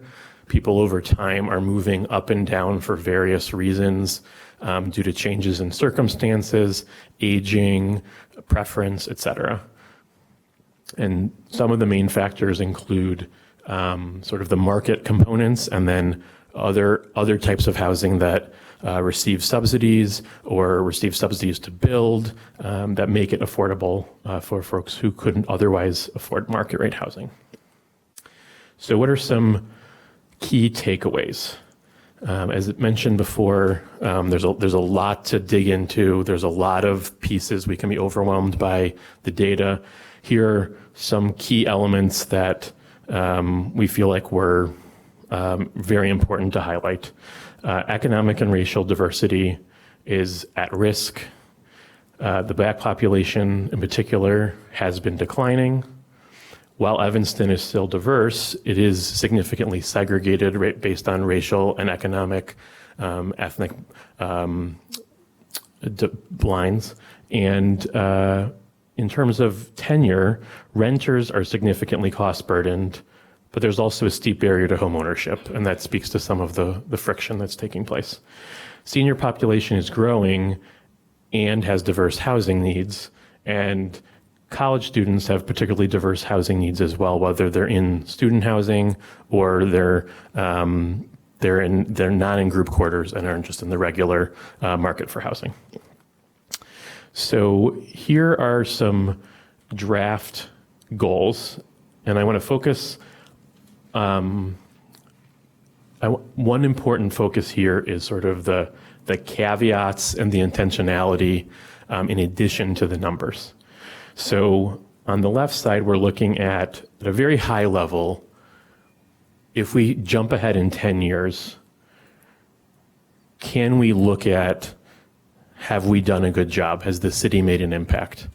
Certain elements of these are going to be, many of these are going to happen, be due to market forces, rises in income, other factors that we don't have control over, and we acknowledge that. So any one of these could mask issues that are taking place that aren't aligned with city council goals. So for example, if the cost burden is reduced, similar to DPP's analysis, let's say it's because of displacement that wasn't aligned with our goals, but we've achieved that metric. So we need to look at many things at once to make sure we have a much better analysis of what's happening overall. And it's a tricky balance. We can end up having 30 or 40 of these, then they're really not primary goals anymore. But if we have one or two, we may be missing things. So right now we're focused on the draft goals are focused on cost burden, about preservation and creation of housing units, and then about economic diversity, racial diversity, and segregation within the community. And the ranges are intentional. We think it's important even after moving forward beyond the draft plan and into the final plan, having some type of range that recognizes a limited funding, lesser impact scenario and a higher funding, higher impact scenario.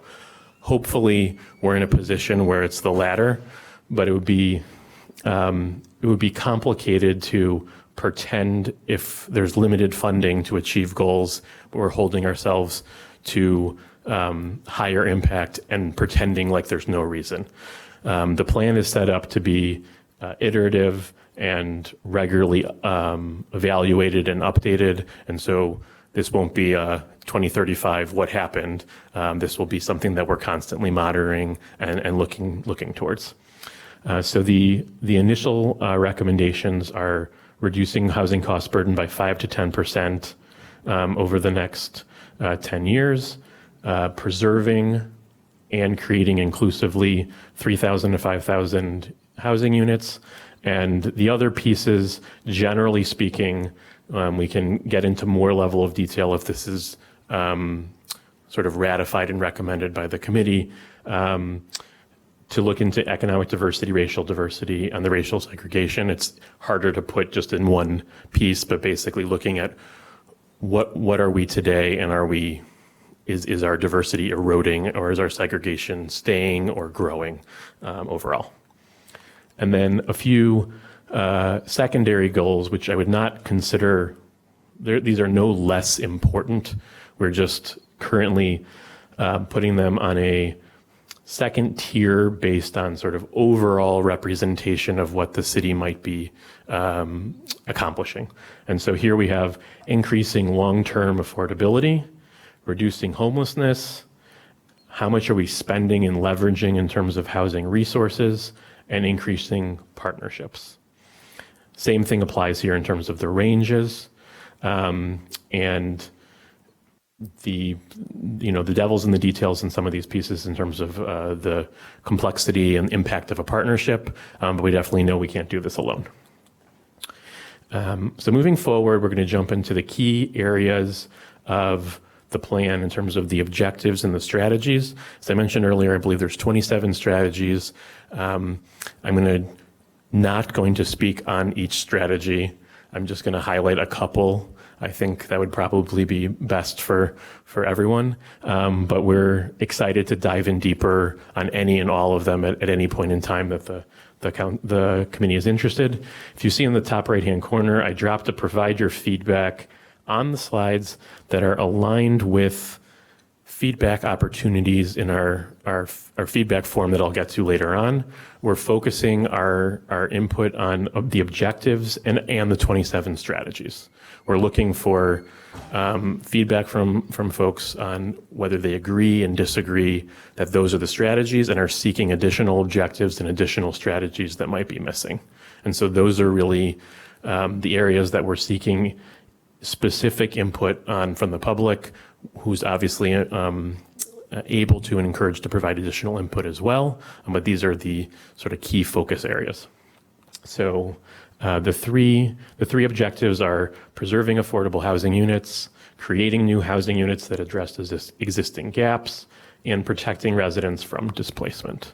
I want to point out that an earlier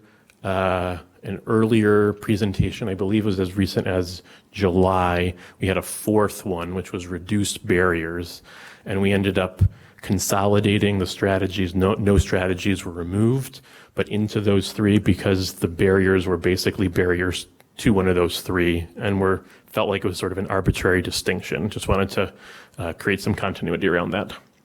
So in the report, in the draft plan, the different strategies are laid out in this manner, and just wanted to highlight sort of what this means as you or the public are going through it. So the strategy is listed at the top.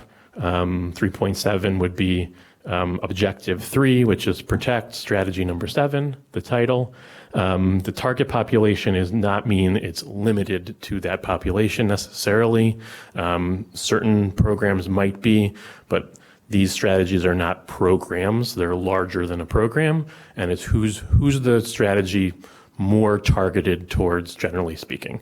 When there's a couple different ones, we'll lift a primary and a secondary if there is a meaningful distinction. In terms of type, we're highlighting just the distinction of certain strategies are about building or preserving units specifically, which are 2 of the 3 main goals, and a lot of the 2 of the main objectives. Many other ones are supporting those housing unit creation or preservation in some fashion through partnership or funding, et cetera. We call that out. And then the last one is just a recognition that there are a lot of overlaps and opportunities where strategies don't fit perfectly into one, so we tried to call out when they overlap with another objective. If it feels like something needs to fit in a different one, that should be the priority. We're happy to move it as we move forward, but didn't want to pretend that they're all sort of 3 siloed initiatives. So the first one, as I mentioned, is preserve. A couple that I'll call out are expanding shared equity home ownership models. This is number 1.4, including land trusts and limited equity cooperatives. There's a lot of mumbo jumbo or jargon in there potentially, and just want to recognize that this is creating and supporting opportunities, 1 for permanent affordability, and 2 for models that may not be as typical today in terms of home ownership, but provide opportunities for folks at lower middle incomes to participate in home ownership, and the city basically being able to not, 1, be in the way, and 2, can incentivize or support that. The next page includes the rest that go up to the 10 that fit into the preserve category, and I'll call out the first one, 1.6, establish a joint call for housing project funding. This is basically speaking to the various projects and programs and funding opportunities that the city offers at various times during the year or ad hoc, organizing them in a more comprehensive fashion so that they can be applied, reviewed, administered, and the funds can be distributed in a more strategic and organized fashion that hopefully would lead to greater impact. The next strategy is the create one.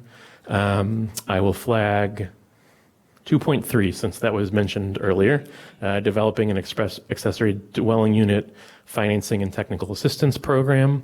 We actually have some funding available for this through the Pro Housing Grant that we received.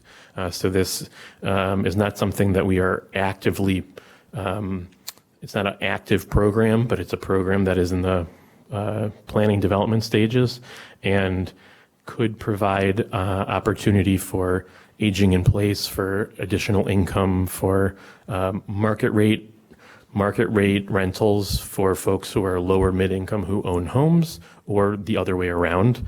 Folks who are in homes who want to build an ADU can receive some financing or technical assistance as long as they keep the rates lower for folks who are income qualified.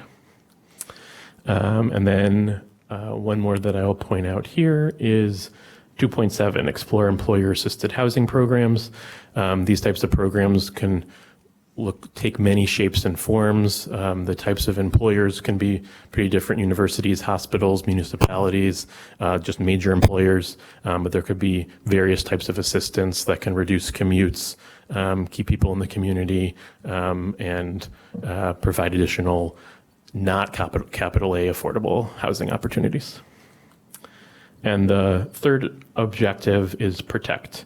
And so, for example, one of those includes establishing a housing provider mitigation fund.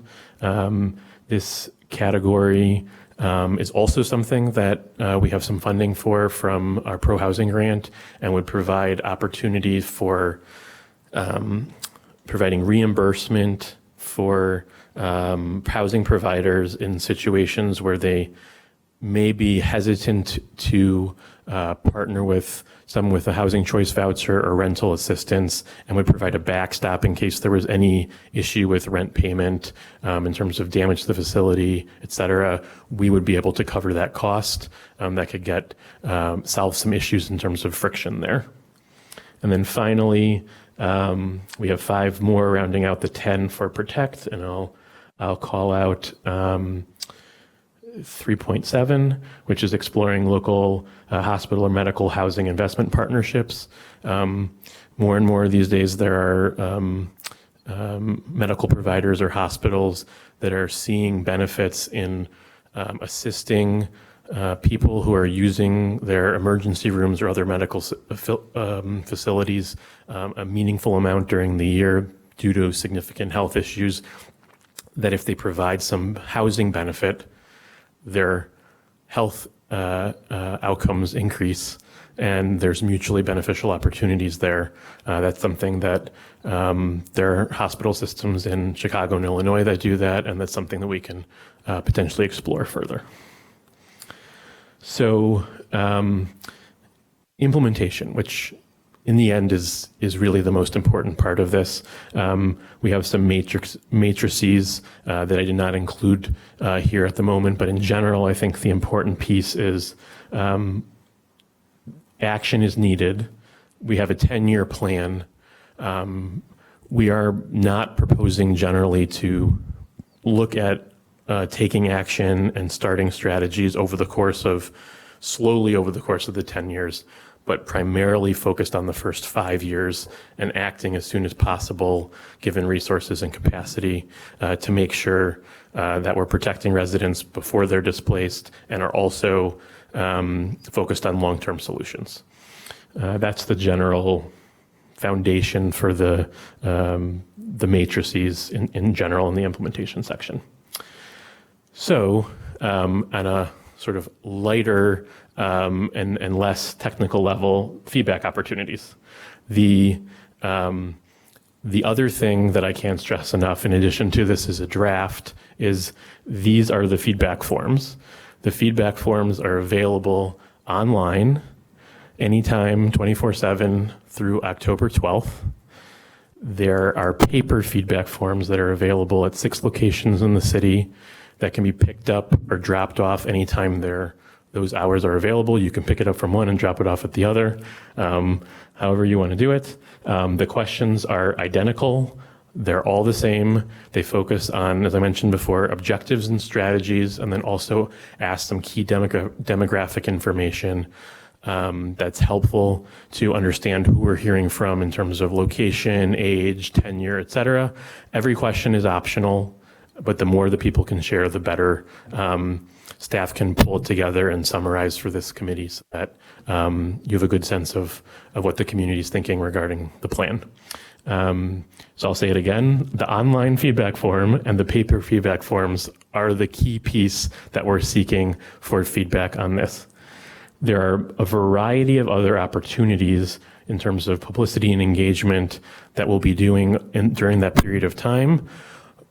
And the discussion, conversation is all healthy and recommended, and are mainly so that people fill out the online and the paper forms. So staff and HCDC members, I will call out Trina. Thank you very much for volunteering. We'll be staffing at various times that the rec centers have established and the library has established as particularly busy times during the day, at night, and on the weekends to grab people, meeting people where they're at. We're publicizing those dates and times people can come and chat and fill out the forms.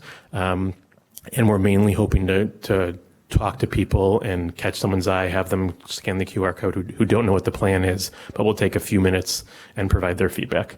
We're going to have a virtual chat with housing organizations like over lunch, ward meetings. There are a variety of council members who've already scheduled ward meetings on this agenda. That has this as an agenda item. I believe more are to come, and those are all great opportunities as well. We started publicizing today in a major way, and so hopefully you'll see it more and more about town. Digitally and in a digital fashion and a paper fashion. We also have flyers. The paper ones are currently over here on the right. We don't need to take any of those back. They're here for people to take with them if you're interested. The digital flyer is on the website as well, so please email other folks. The flyer has all this information. The website has all this information. It would be great to extend the reach of the city and keep people informed that over the next month, we're looking for feedback through this forum as we continue getting feedback in other ways as well as we move through the legislative process. So just to remind everyone, the next two HCDC meetings will be on the agenda talking about this plan, and the next one that's when we have a real expectation of diving in and having read the plan and going into detail.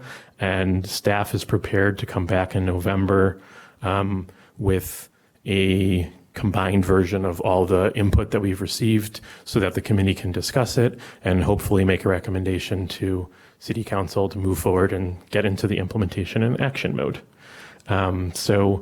I encourage everyone in terms of community members and particularly HCDC to promote the feedback opportunities, review the gap analysis, review the plan, and come prepared to engage deeply in objective strategies, et cetera, at our next meeting. Thank you. Councilmember Redegas. Well, Yuri, thanks. This is super exciting. Can't wait to see you tomorrow at the 9th Ward meeting. One quick thing, checking out the online form. Is there one in Spanish? There's not. Not yes, yet. There's not. But it's coming, because I know usually it takes like an extra day or two to get that translated. We will keep you posted. Yeah. Okay, awesome. Thank you.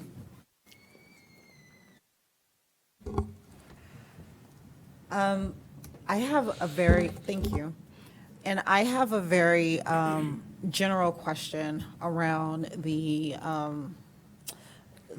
goals, the metrics. And my question is for those that are numerical, are there plans to like bake in a trigger by which if it's either not where you're expecting it to be, that you revisit the goals and possibly revise them? That's a great question. We haven't developed a specific sort of accountability and monitoring plan as of yet, but in general, aspects will include an annual report to this committee, which would definitely include those metrics and therefore provide an opportunity to move forward with adaptations to the plan, modifications to strategies, recognizing funding restrictions, et cetera. But we'll definitely take note to see if we can start thinking about what that might look like in terms of something more formal rather than just sort of an annual review.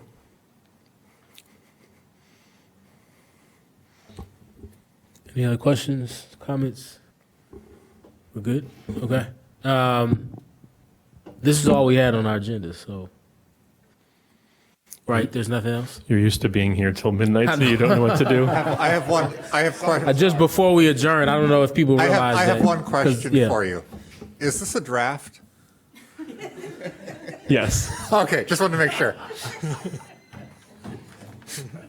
So I guess just as a reminder, it sounds like you're going to be discussing this at ward meetings, and there's some other opportunities that you talked about for people to learn more about this. Or you also mentioned earlier, for anybody that wants to review these materials, they can go on the city's website. If you go to cityofevanston.org and then go to, if you just, in the search area, if you just search this committee, Housing and Community Development Committee, you will see an agenda for whatever date today is, 9/16. And if you click on the packet, even outside of that, when you get to the landing page of the Housing Development Committee, you'll see all the materials that we talked about today listed out. That is something that we routinely do. Whatever is made available to council and committee members is also made available to the public through these landing pages. So I want to make sure people understand that. And so this will come back to ACDC when? Is it our next meeting? Yeah, so it's scheduled to come back the next two meetings. Okay. The meeting in October and the meeting in November. And just want to highlight on every slide in the slide deck, the website is there, and it's actually just not for HCDC, but they link back to each other. But the website for this plan is cityofevanston.org/housing for all. Perfect. And then I have the website up right now. At the very top, it includes feedback, the plan, DPP's analysis along with their workbook, and there are also all the previous HCDC memos and presentations below as well. So that this is really the hub for Housing for All information, including HCDC, but I encourage everybody to go to that website as well. And then my last comment is, I think it is important, and this is something I have not had time to review everything, but I will. I think it's incredibly important that at the end of this, both kind of understanding the data from the housing gaps analysis and also all the findings and data collected for the Housing for All plan, that it helps us to understand how we should prioritize dollars. The unfortunate part about this is, while we've learned a lot, and I think there's people who are close to this work around kind of how different housing needs in the community. Some of this you may have already known or had a sense of. For others who are not as familiar, this was probably very new information and very awakening in some sense for you, which I think is a good thing. But also, like, people who are affected by this, they knew this already. Like, this is stuff they've been telling us for a really long time. If I were to take this to those same people, they'd be like, of course, like, what are you going to do about it? And so while I appreciate that we have this data, it is important that we go through this process, that we make this information available, that we make sure everything we're doing is supported or at least informed by data. It is important that this sets us up to take action. And I think the action that is missing is somebody that works closely on housing issues. Is like, we have limited public funds. How should we allocate those funds? And so if I think about $10 million, like, if we have, let's use a good neighbor fund. We have at least $1 million, soon I believe $2 million or $1.5 million that's going to go towards affordable housing over the next 15 years. What is the best bang for our buck? What is the best way to invest those funds to get the highest return on investment? And so what that means is, like, specifically, what percentage of that money should we put towards preservation of naturally occurring affordable housing, preservation of making sure that we keep housing restricted, income restricted units restricted, how much should go towards any number of programs, whether that's rental stabilization, or there's proposals out there to help homeowners who are falling behind on deferred maintenance or need help with property tax relief. I think we have to come out of this process understanding what is the best way to use those funds. I have some thoughts myself, but I think I'm much more interested in understanding what the data is suggesting we do in terms of funding allocation. And obviously, once staff presents us with their recommendations, we'll debate it and we can always make changes, but I think it's important that we have that direction. So that's I'm going to focus a lot of my time between meetings thinking about how we can arrive at that point. I'll open it up one more time for any, we usually, if there's any requests for information that people want to make now, please make it. I see one hand here.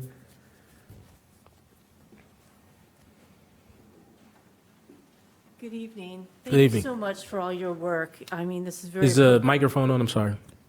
Can you hear me? Am I up? Am I? Is it on? I don't know if it's on. I can't. It doesn't sound like it. All right. How about this? Okay. Thank you very much for all your hard work. This is very progressive thinking. It's a lot of work. It is very complicated.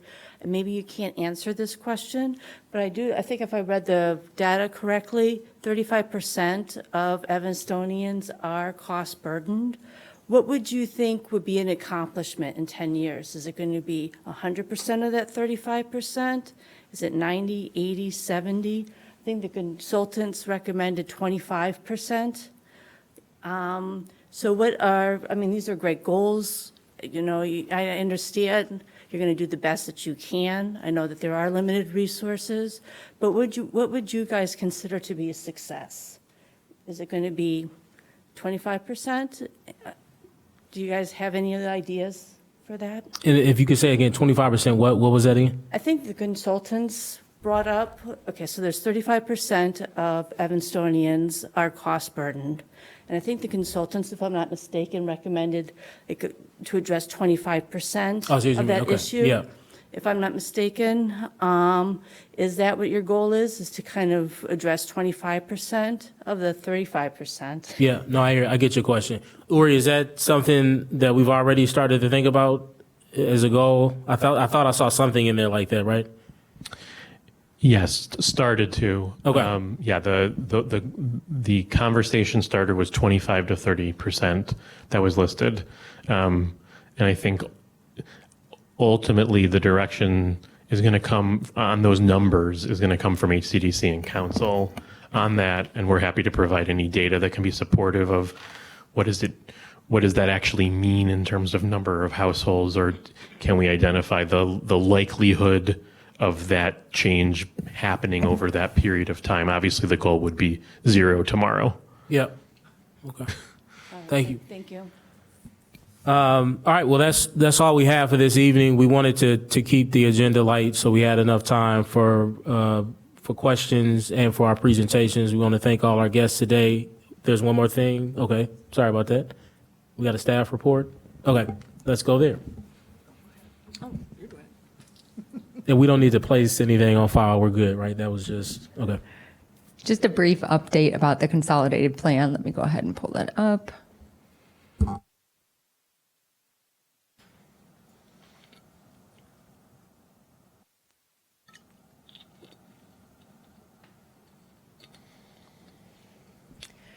Okay, staff received approval on the 2025-2029 consolidated plan from HUD, so this is great news. And is working on submitting the 2025 grant agreements. Staff is also gearing up to draft the 2026 draft action plan, which will come to this committee at the November and December meetings. December is when a final vote from the committee is required. Given the recently approved 5-year consolidated plan, including significant planning, review, and community outreach, staff plans to draft a 2026 action plan that is in line with the goals of the consolidated plan and will likely be similar to the 2025 action plan that was also recently approved by this body and City Council. As stated in the consolidated plan and based on the information available at this time, we don't plan on including ESG funds. I believe that's emergency service grant funds. Emergency solution grant funds within this plan, and the plan is to include CDBG and home. We also understand that a substantial change is possible once the 2026 congressional budget is finalized and grant amounts are released, which will likely be in spring of 2027. And any committee feedback or disagreement with this approach, we would love to hear. And also, we're available via email at housing@cityofevanston.org if you would like to forward your insights that way, or you can reach out to staff as well. And then you should expect to see a draft action plan available for review in early to mid-November, an overview of the plan goals at the November meeting, and a vote on the plan at the December meeting, which is required to be able to spend funds on eligible activities as of January 1. I just want to add a little bit of what's going on that is with the federal government. End of their fiscal year is September 30th. As usual, they do not have a budget or appropriations for the upcoming fiscal year that starts October 1st. There hasn't been one the entire time I've been working at the city, but so they're working on a continuing resolution. We don't know if that will happen. We don't know how long it will be, any of those things. There's a lot of back and forth looking at the different appropriations committees. The one that affects us most is the THUD one, which is Transportation and HUD. I always love that acronym, the THUD one. But the current administration has tried virtually every year to zero out CDBG, zero out home. What tends to happen is mayors of large cities and urban counties rise up and protest, because whether they are Republicans or Democrats, because everybody relies on this kind of funding. So we have to continue to try to lobby for maintaining these sources, because there's constant pressure to go away. There are also all sorts of things that you probably see some information on in the newspapers, like all bunch of executive orders that, and we get this thing like, and you will comply with all executive orders. And we're like, which ones? Which ones haven't been, ruled illegal or things like that? So it's a really, really challenging period of time to deal with federal funding. And the fact that we have our grant agreements and we're getting them signed means we'll probably be another 2 to 4 weeks before we actually get the money released in our system to actually be starting to use it. Now, some of it, because we do this crazy, wow, we're going to do a draft action plan way before we even, we barely even have 1 year's money and we're starting a draft action plan. We can put costs back to the beginning of the year of certain types, but there are certain projects that we can never get off the ground. For example, when we have this last year, there were some capital projects that we helped fund nonprofits who needed help for capital projects. Those types of things we can never start till all this release of funding goes through. And so it's kind of a crazy schedule. I don't think it's going to improve much during the entire part of this administration. Think about those midterm votes, people, please. All right, seeing other questions, the next meeting, so we meet, just so folks know, Housing Community Development Committee meets the third Tuesday of the month. So our next meeting is October 21st at 7 p.m. So we'll pick back up then. Seeing no more matters before us, I'll call this meeting adjourned. Thank you, everybody.